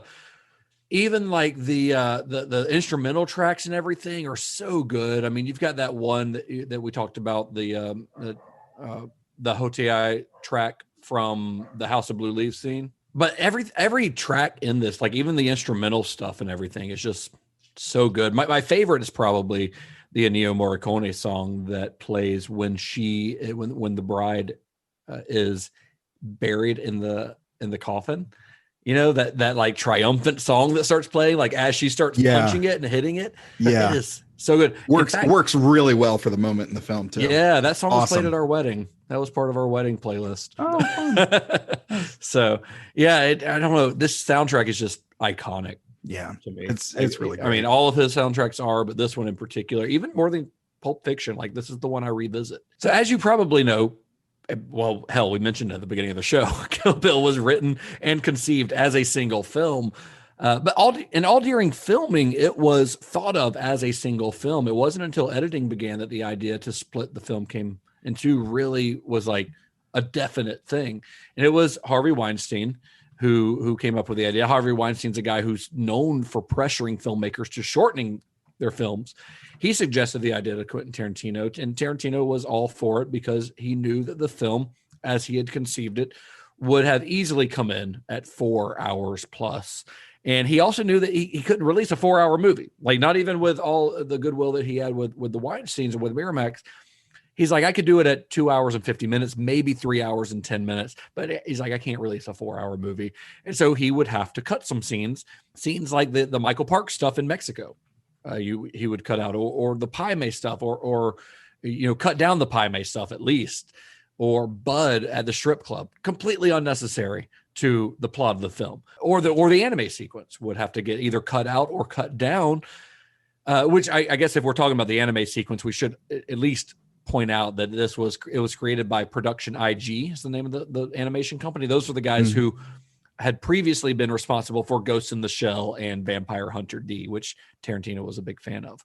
Well, can I ask, was there a specific thought as to why have that and that sequence alone be animated? Lady Snowblood, my dude. There's that sequence in Lady Snowblood where it's all comic book panels. There's also a Bollywood Why movie don't I that's been remember created. that? I don't know. It's pretty memorable. It's a backstory, part of the backstory in Lady Snowblood. There's a whole sequence that's shown in comic book panels. And there's also a Bollywood movie that goes into an animated sequence that's a similar style to this that's also been credited as inspiration on it. But I would say that the Lady Snowblood thing is the biggest inspiration on that sequence. In discussing this, the idea of having to cut this movie up, Tarantino said, I'm talking about the scenes that are some of the best scenes in the movie, but in this hurtling pace where you're trying to tell only one story, that would have been the stuff that would have to go. But to me, that's the kind of what the movie was, are these little detours and these little grace notes. And I fully agree with that. Like that's what makes Kill Bill as special as it is. It's not just the revenge stuff. It's these little short films, these little plays that you get like in the strip club. Like you don't have to have that scene, but God damn it, I love watching Larry Bishop in that scene, the guy who owns the strip club, and his great performance. And Sid Haig, who has like 3 lines, but but you don't want to see those. I would hate to see those on the cutting room floor. It's a great little story all on its own, and that's part of it. And this movie is filled with tangents. It's filled with these little side stories. Yeah, and it also adds some depth to these otherwise like unknown characters that you only know in flashbacks and that sort of thing. And to Michael Madsen, who, by the way, I feel like still has never got his just due. And I don't know if he's a good actor or not. I can't ever tell because in like this movie, I fucking love him. And he's in Free Willy. But then like Sin City, I'm like, Jesus Christ, how did this guy ever become an actor? But it's like, but there's something I want to love about him. And so like in this movie, because he's cool. And in like Reservoir Dogs, like you're like, he's just God cool. Dang, this guy's so cool. Even though he's the shittiest person in Reservoir Dogs. Right, exactly. And sometimes, you think about some of those cut scenes. I mean, we've all seen, deleted scenes and special feature sections on, discs and whatnot, but you hate to see something like this get chopped out and hung in a closet. I would totally understand why any of these scenes would be cut from a single film, because it would totally just stop the film in its tracks. Yeah. But I don't want to, I love all of these scenes. I love the Michael Parks in Mexico stuff. I love the animated sequence. I love all of this stuff. And I would be sad if I didn't have them when I watch this movie. They're part of what makes me love this movie so much. In July 2003, the announcement was made that Kill Bill would be released as 2 films, with Volume 1 released on the film's originally announced date of October 10th, 2003. The film came in at number 1 at the box office, raking in $22 million its opening weekend. And then Volume 2 came out in theaters about 6 months later, April 13th, 2004. It was also a major commercial success, and both films received incredibly positive reviews. It was to date the most successful film of Tarantino's career, at least commercially. Gary, but I do have to ask you, in your research, have you found any internet armchair critics who maybe have an unkind word to say about Quentin Tarantino or this film? Justin, you'll be interested to find out that I could not find a 1-star review on anything. Just kidding. No, I have a hard time believing that. No, there are plenty of 1-star reviews. He didn't find a 1-star review. He found many 1-star. There were plenty of people that were not fans of this film, and to make it easier on myself, I have several short ones and then a nice little long one that really emphasizes the fact that somebody needs a nap.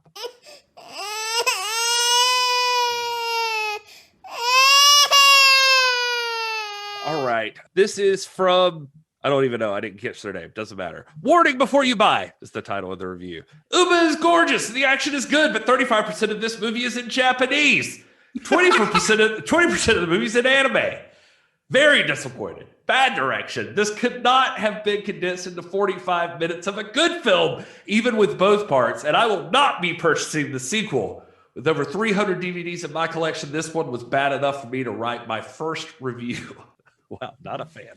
Not a fan. And so he only watched Volume 1, I guess.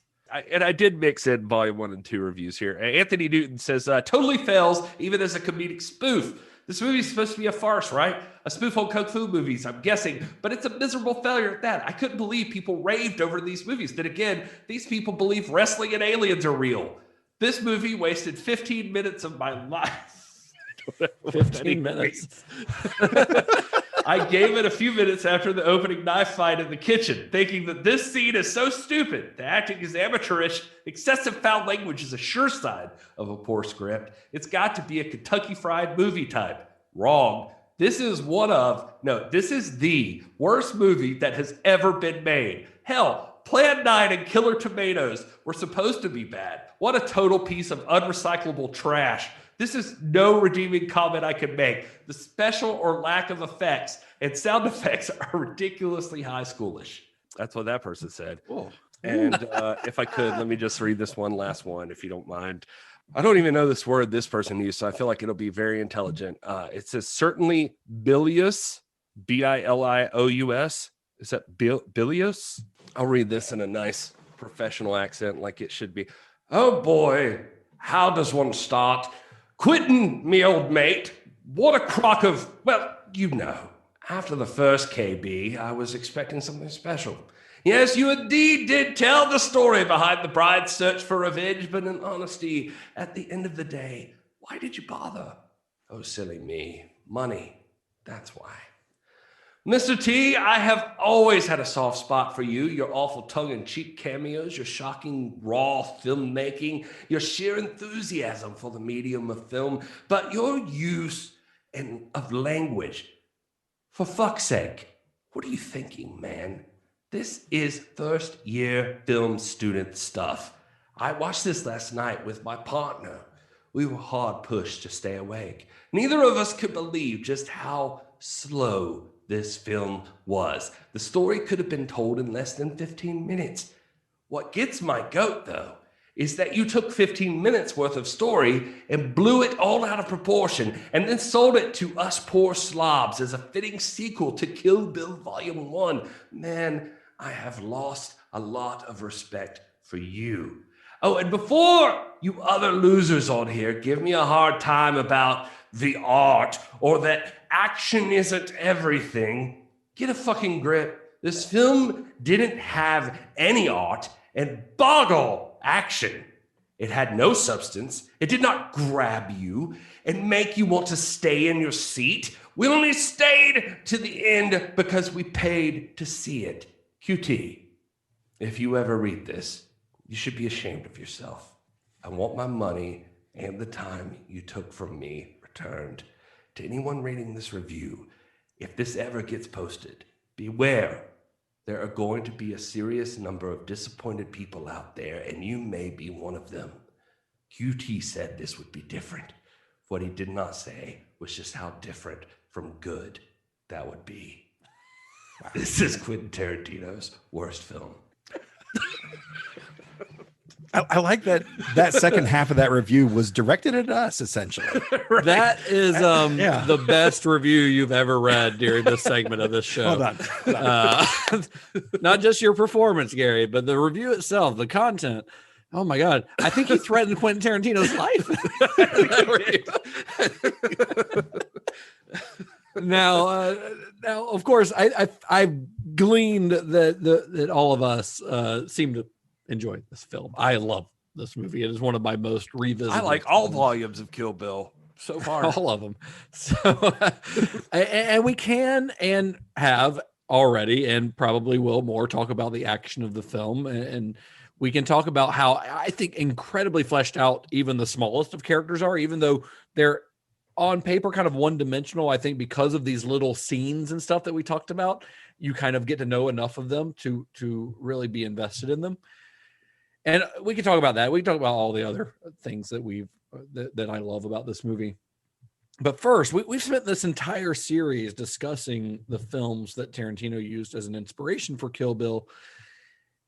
And even in doing that, even in the last 6 weeks, we've only scratched the surface in terms of Tarantino's influences. But one thing is very clear to anyone who sees any Tarantino film is that the dude loves movies. And Kill Bill is, I think, more than anything else that he's directed, a love letter to cinema.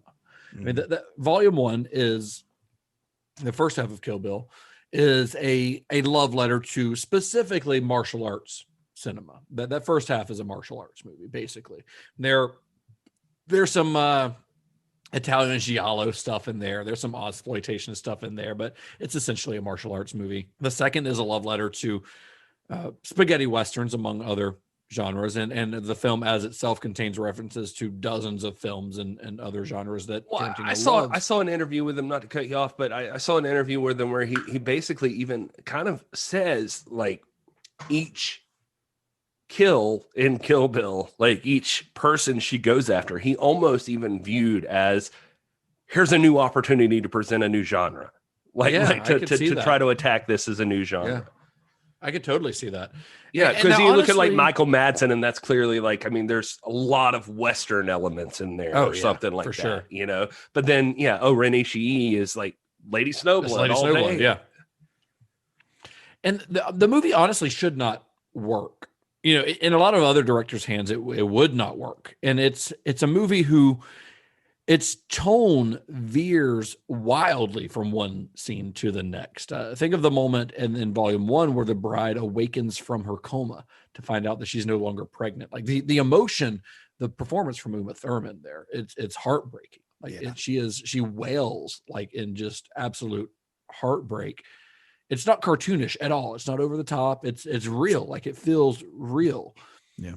But then the very next scene has her biting a dude's face off and then driving off in the pussy wagon. You know, like how many movies could pull that off like that? And how many filmmakers? Yeah. And then in between those moments, it goes on a whole side track where it spends 10 minutes showing an anime about a side character's backstory.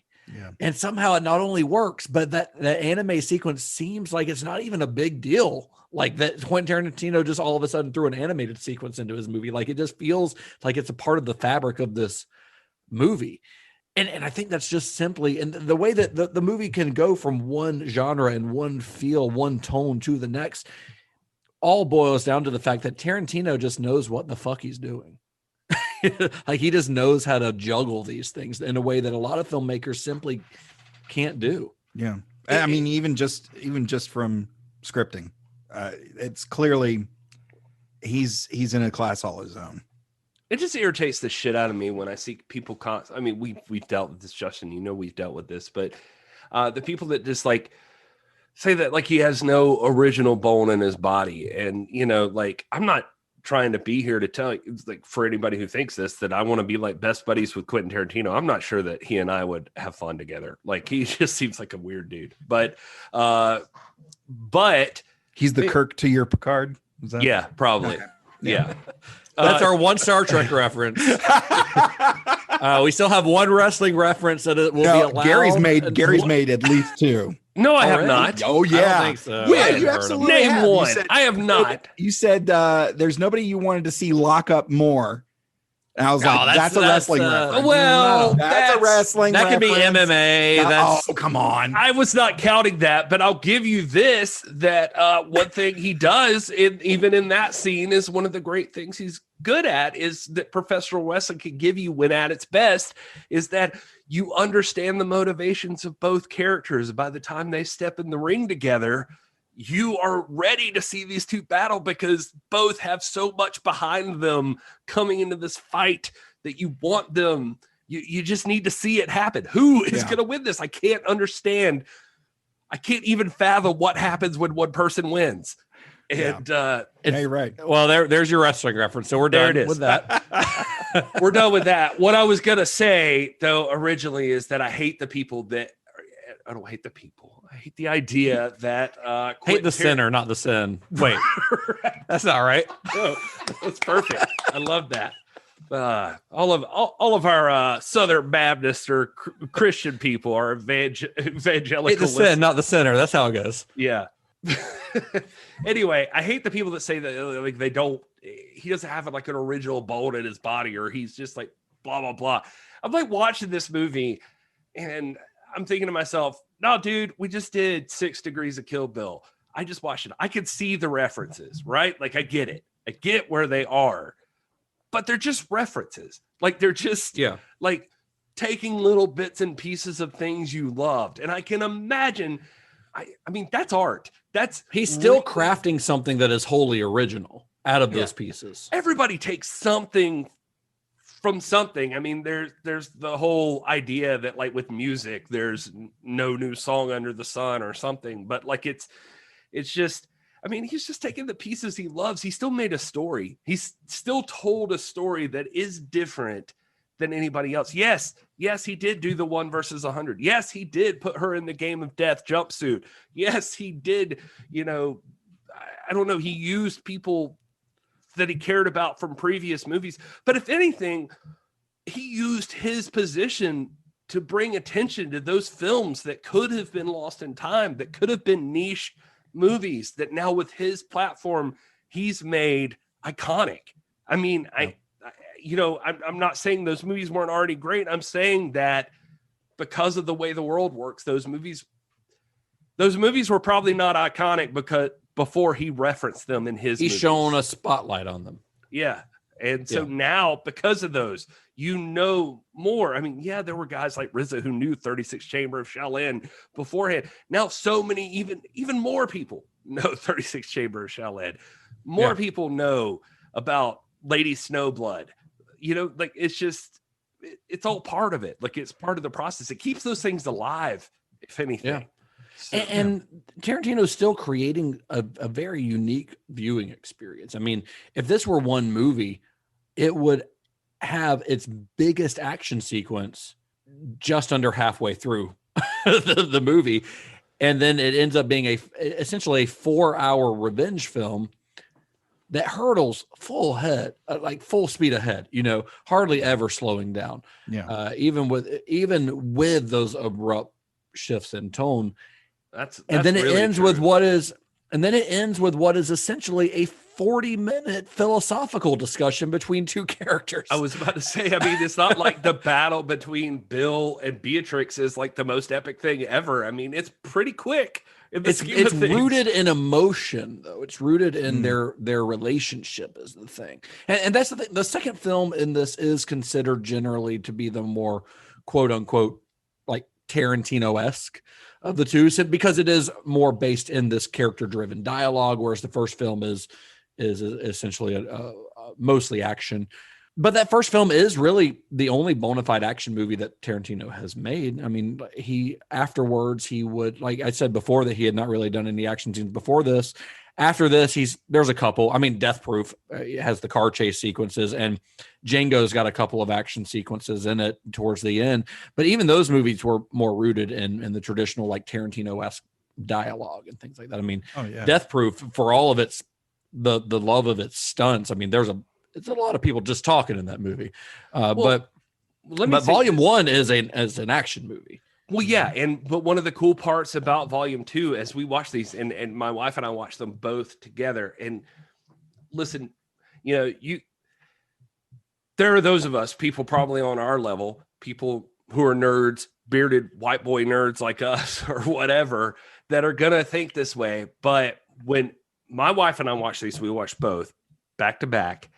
And it's the first time I've ever watched them both back to back. But by the time we got to the second one of the most impactful moments, I swear to God, for her, I think, was now I've gotten to this point where I love watching her watch movies just to see how she's going to react, because she's so different than me. She just has other shit on her mind.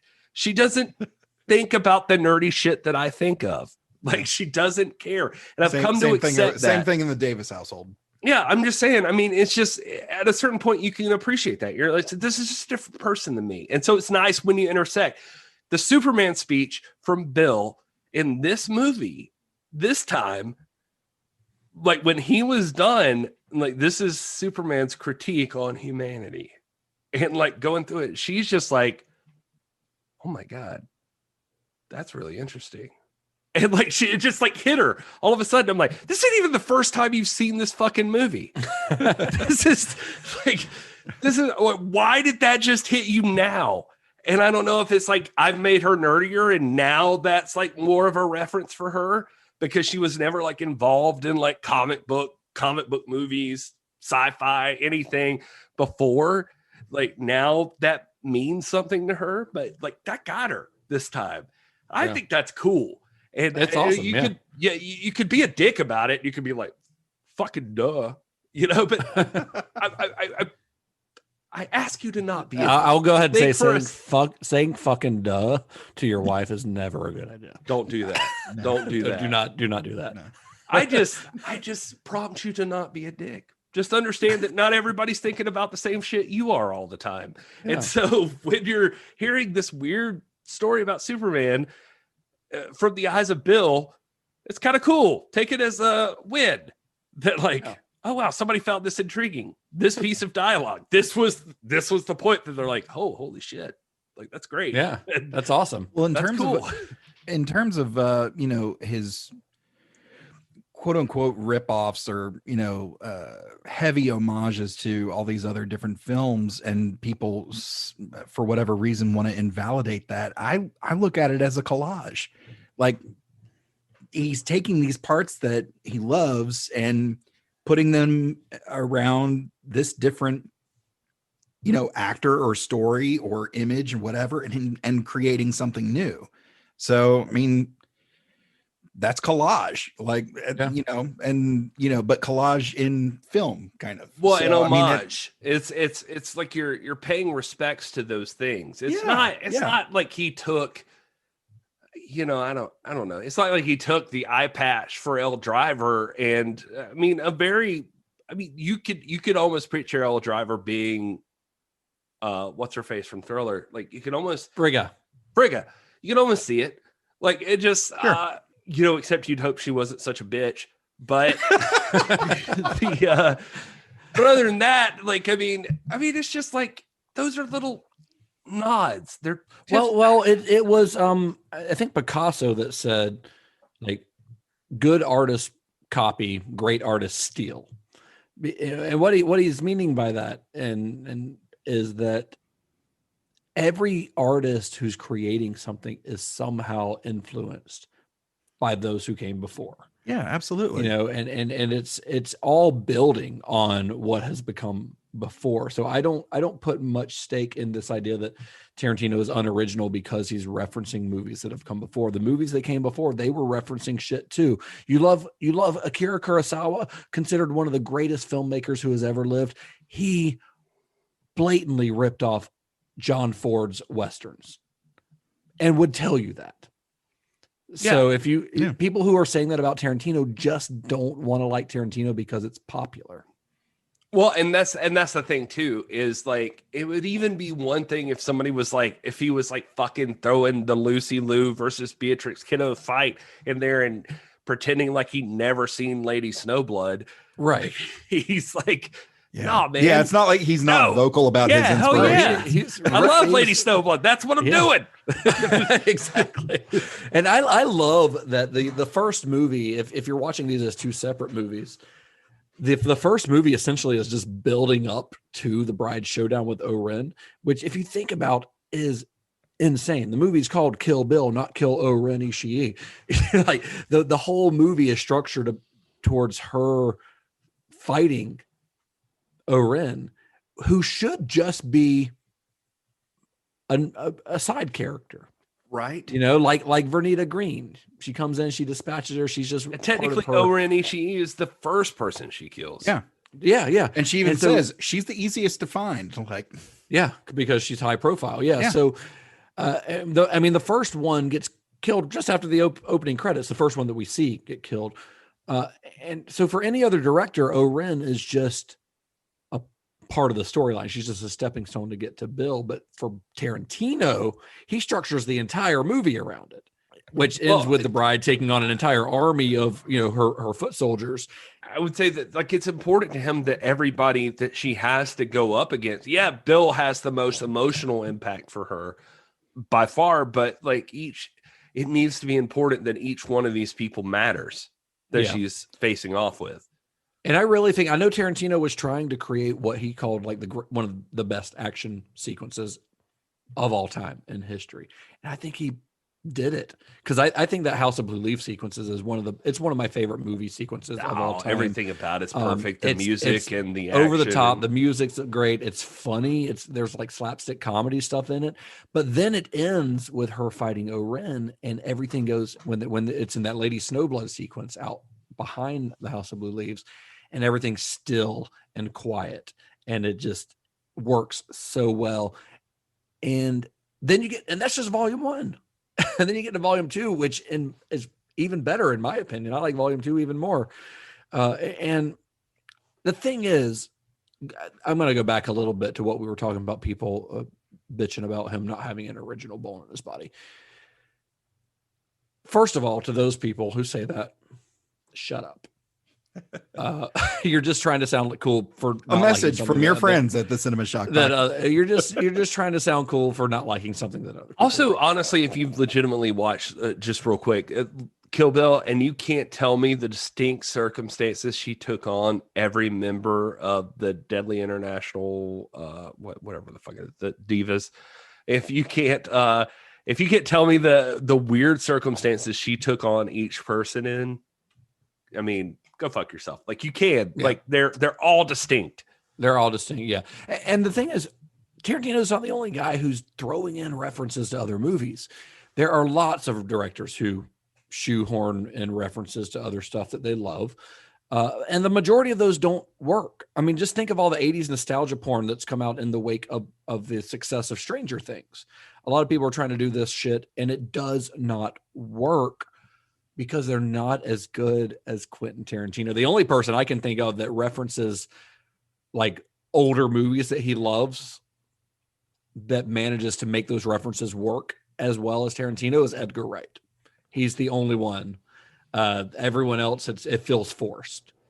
It's so weird. I mean, I feel like you're right. I want to believe there's other people out there that are like this. But I saw an interview with Tarantino, which, I mean, the only quote that's like stuck with me, where he was just like basically giving like writing advice. I think it was part of a compilation of interviews where he was giving writing advice.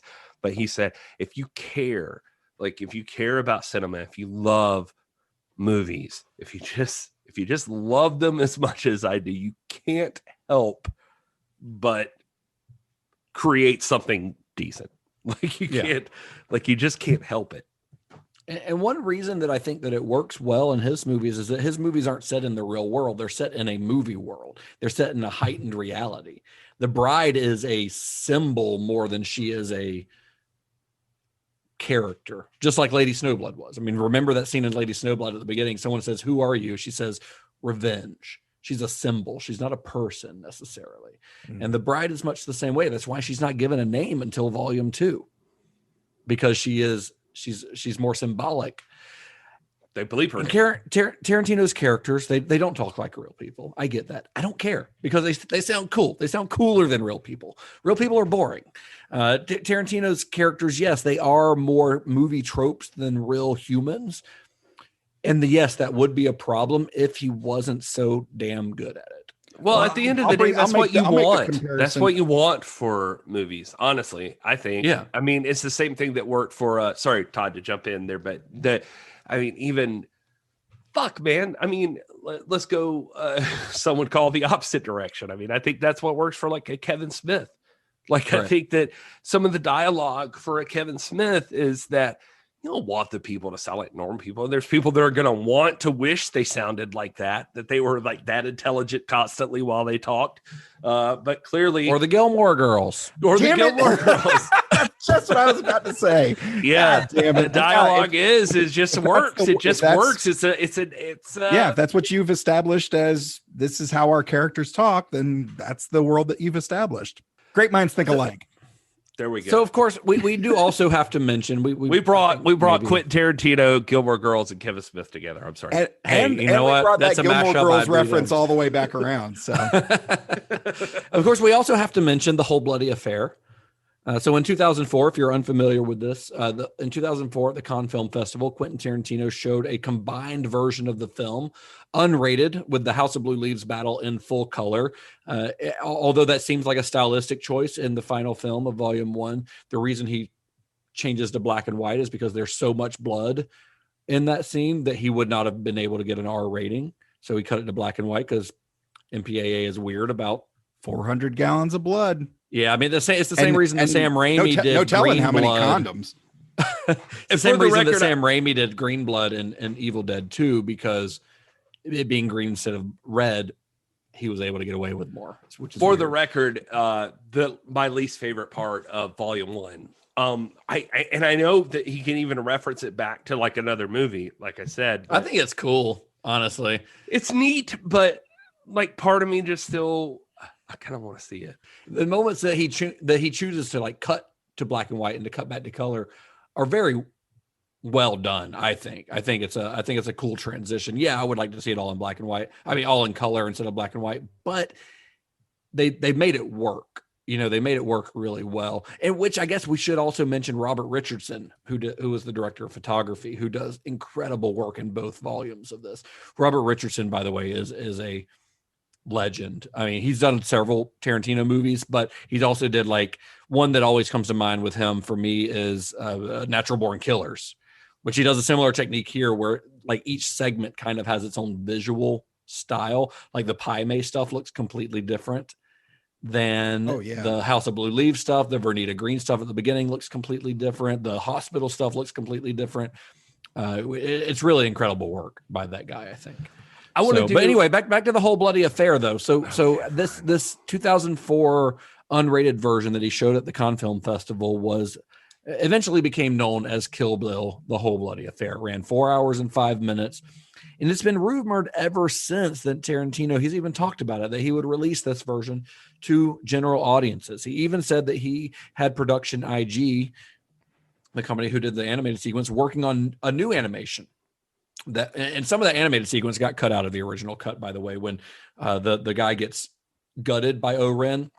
You see like intestines fall out in the original version, which got cut out of the full cut. But they were apparently even working on a new animation that would show O-Ren hunting down that long-haired guy who killed her family that we don't ever see anything happen to him. Yeah. And then finally in 2011, the New Beverly Cinema in Los Angeles, which is a repertory theater owned by Tarantino himself, they started showing the film. They first showed it on his birthday that year. And it was actually the exact print that had shown at the Cannes Film Festival, complete with French subtitles. But to this day, that seems to be the only place to legally view that cut of the film. Are they still showing it there? I don't think New Beverly's open at the moment because of the pandemic, but yes. Outside the pandemic. Todd, I don't know if you know about COVID, but and Los Angeles is not doing great right now. Wait, what? So, hey, I have a, before we move on, I have a hot take about the whole bloody affair. I wanted to get you guys to weigh in because we did talk about earlier the big reveal at the end of volume 1 of the bride's daughter still being alive. Do you think it would have been better to leave that moment out in the whole bloody affair so that it's not in the whole bloody when affair. it's not? It's not. So in the whole bloody affair. Good, because I was like, that would kind of spoil it. That section is not in the villa. That's like the cliffhanger that keeps you coming back for more. Right. But in the whole bloody affair, that section is not in there, nor is the recap from the bride at the beginning of volume 2. She's driving like psycho. So you do not know that BB is still alive until Beatrix arrives at the villa. Yeah. And you hear her going, bang, bang, mommy. You're like, that's when when she realizes it, you realize it. Okay, cool. Which is, I clearly haven't seen seen that's perfect. That's the way it should be. Yeah. Which is really great. I think the cliffhanger works really well in the 2-part, but in the full film, yes, like that is much more impactful, I think. Mm-hmm. So this is the part of the show where we get to our segment that we like to call Further Viewing, because we haven't come up with a better name for it yet. If you guys have any ideas, just shoot us a tweet or something at cinema_shock. But what I've got a couple, this is a weird section because we've spent this entire film or this entire series talking about movies that could fit into this segment, because these are all movies that, hey, if you like Kill Bill, you should watch Lady Snowblood. You should watch Death Rides a Horse. You should watch Thriller. Like these are all these fit. Yeah, this is what we've been doing the whole time. Yeah, but so I'm going to throw a couple others that I think these are all movies that they didn't all come out after. Actually, two of the ones I'm going to mention came out before Kill Bill, but they're kind of in the same vein. At least one of them is. One of the ones I think that we mentioned in passing, if you haven't seen it, another film made by Production IG is Ghost in the Shell, the original animated version. Man, I was going to say that one. God damn. It's really great. It's a really great anime. The other one I wanted to mention, though, is another movie about a kick-ass female. A completely different story, really, but it's Luc Besson's original La Femme Nikita, which is just such a great movie. But the big one, I think, for me, that came out after Kill Bill is Park Chan-wook, who did Old Boy, is probably his most well-known film. After Old Boy was the second part of a trilogy, or a style, thematic trilogy, the Vengeance trilogy. The third movie in that is called Lady Vengeance, and it's about a woman who's framed for killing a 5-year-old boy. She goes to prison, and then when she gets out of prison, where she's like a model prisoner, she gets let out, and she goes on this quest for revenge against the man who framed her and separated her from her daughter, who now knows nothing about her. So very thematically similar to Kill Bill, and it just fucking rules. It's a great movie. I would highly recommend Lady Vengeance. It's a South Korean film. Seek it out if you liked Old Boy.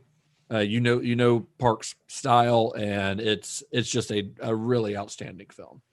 Well, allow me to bring it back to our Black Christmas episodes and tell you that, well, obviously the 6 Degrees of Kill Bill, you already know a bunch of films you could watch in addition to this movie, but we should mention The Long Kiss Goodnight. It's crazy when we watched it for Black Christmas. I was like, this is so similar to Kill Bill. They even both use that's the same song, the song that plays at the end, the Nobody Told Me About Her song that plays. They're using they're different versions, but yeah, I would say that. And just to keep it American for a second, I guess I'll throw in Sin City, just because we mentioned that, not Michael Madsen's best performance, but Quentin Tarantino does frequently collaborate with Robert Rodriguez. He also directed a scene. Yeah, I was about to say he has a scene in this movie, the stylized violence and stuff. Like it's Sin City works, I think. Yeah, I think so too. Well, Justin mentioned it earlier, but I actually had it in my notes for the further viewing section. Is the documentary around Zoe Bell and female stunt workers, Double Dare. Yeah. It's I recall getting that. That was one of the things I got when Netflix was still mailing discs to your house. I think that's when I saw it too. Yeah, and to be honest, it's a documentary, but so much of it is kind of like slice of life because you kind of follow her through that, that time period. But it's really a fantastic and educational watch. It's if you dig real practical stunts and just these over the top, colorful characters, you'd be hard pressed to find something better than Double Dare. Also, if you kind of dig the way Kill Bill as a whole kind of, meshes these two genres of the Kung Fu movie and the spaghetti Western. And for some reason, if you haven't seen Grindhouse, check out Grindhouse because in addition to a similar structure, the combined version with the sci-fi horror element and the action revenge element, plus Zoe Bell being a badass again. Yeah, plus Zoe Bell being a badass and some really fun trailers in between. Also Rosario Dawson, which anything she's ever in. Yes. And then so check out Grindhouse, and then we briefly mentioned him, but check out just do an IMDb search of the character Sheriff McGraw. Michael Parks. Michael Parks' character in this, and just look at those movies and do yourself a favor. Have a weekend and just go through those movies because they're really a lot of fun. And his character is always, he's comic relief, but he's also still kind of badass. And in Grindhouse, you actually get to see a little bit more of his family and all that stuff. So I don't want to spoil too much, but check those out. Those are a lot of fun. Yeah. I would also say Shogun Assassin, just because I don't feel like we mentioned it in this episode that we had a whole episode on it last week. Yeah, I know we did. I know we said it appears in this movie, but hopefully if you've been following along with us, you were rewarded by knowing exactly what the fuck they were watching when Beatrix Kiddo and BB laid down in bed at night. Yeah. You saw they were watching Shogun Assassin. My wife turned to me and she was like, the fuck is she want to watch Shogun Assassin? And I said, she loves it. Honey, remember who her parents are? She goes, oh, okay, yeah. Let's remember who her parents are. This is going to bring up two. I want to bring up two new segments I think we should use all the time, and one of them is only going to be difficult if it happens, and one of them is just going to flow naturally. I was happy with this. I was so happy with this movie, just watching it again. I just was ecstatic just seeing it. And two things. Willem Scream, my wife now, I taught her what the Willem Scream was a couple of months ago, and now she points it out. And so I think we should point out anytime the Willem Scream is used. I think that there's did it appear in this movie? Yes, it does. In The House of Blue Leaves, the Willem Scream is used twice, I think. Twice, yep. And so yeah. I love it. So I think that should just be a thing we should point out. The Willem Scream twice. House of Blue Leaves. If you don't know what the Willem Scream is, I guess just look it up. But look it up, or once you hear perhaps you'll never miss it. Perhaps we should do like a separate episode just on what the Willem Scream is. The Willem Scream. Just a little tidbit about the Willem Scream, the history of the Willem Scream. That would be fun, actually. That would be fun. That would be fun. My other segment idea that I have that I'm curious about for you guys is best movie moment. That's what I wrote it down as. But what is the best movie moment from what you saw? Movie? Yeah. What is the best? What's your favorite? What's your favorite part? That's very tough in this particular movie because this movie is so filled with just iconic moments, one after another. To me, all right, we'll take a second. If I have to pick one, it's going to be the end of the L Driver fight, the plucking of the eye. Yeah, just the way the music and everything in that scene, and then Daryl Hannah's like just flailing around. just flopping Justin, I around. love you so much. That is 100%. If you could see my notes right now, that is what I wrote down for mine. Is the eyeball, like Beatrix plucking the eyeball from L Driver. That is my favorite moment of the movie. Yeah, it's amazing. Like of both movies, that's my favorite. It just moment. feels it's so satisfying. It's so satisfying. The runner up for me, by the way, was I just want David Carradine to make me a sandwich. Yeah, and cut off the edges. Yeah, just cut off with the biggest knife possible. Right. Something about him making that sandwich. I was like, this is like a fucking fantastic sandwich. It's a good looking bologna and cheese. I'm into it. Right. I for mine, and I'll go more the comedic route. I'll go back to the scene with Hattori Hanzo and his assistant in the cafe.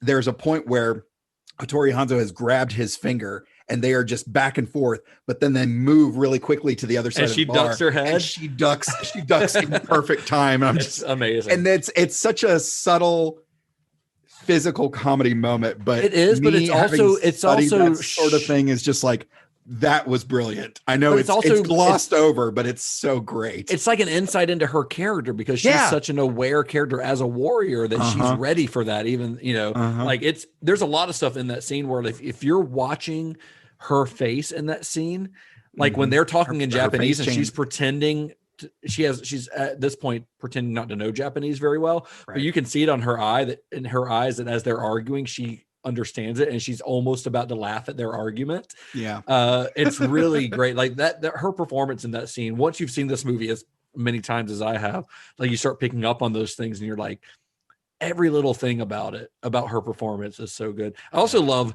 there's something about in that scene when he throws his knife against the magnet on the wall. It's just so cool. Why is that so cool? Why is that so cool? But it is. Yeah, it's just a matter of I know that he actually really did that. Dive deep. I could just like all of Pai Mei, like it just him fucking So jumping good. up on the sword, like Yeah. it's just like the whole thing, like just everything about Pai Mei and Beatrix Kiddo together was fantastic. Yeah. So, well, I think that's it for Kill Bill, guys. That's it for our entire 6 Degrees of Kill Bill series. This was a long episode, but we knew it would be because there's a lot to talk about. It's 2 movies, so we doubled it up. But we want to appreciate you guys following us along on this entire series. It's been really fun. I've been really into it. But we're changing direction next week. We're going back to be totally different now. Got something completely different. We started this podcast with a series, with a horror movie series. So we're kind of going back to that with our series next week. Not all of these movies that we're going to be talking about. Well, I guess all the movies we're going to be talking about for the next several weeks are going to be horror, but this is going to be a fun series. This is actually a series that we're kind of splitting up over the course of the next several months. We're not going to do this all like in one big chunk. And we have our reasons for doing that, which will be apparent later down the line. But starting next week, we're starting a new series called The Tragedy of Tobe Hooper.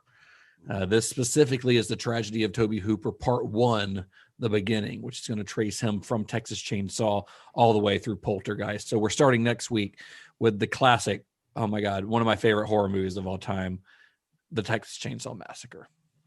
I think that is one of the best horror movies of all time. So I don't think it's even just exclusively yours, Justin. I know. No, it definitely isn't. It definitely is not. But it's a movie that I love very, very I think you're much. crazy if you don't think. I mean, to this day, from the 70s until now, it is still legitimately one of the creepiest fucking movies that ever existed. Yeah, it's like in my top 3 horror movies of all time, I would say.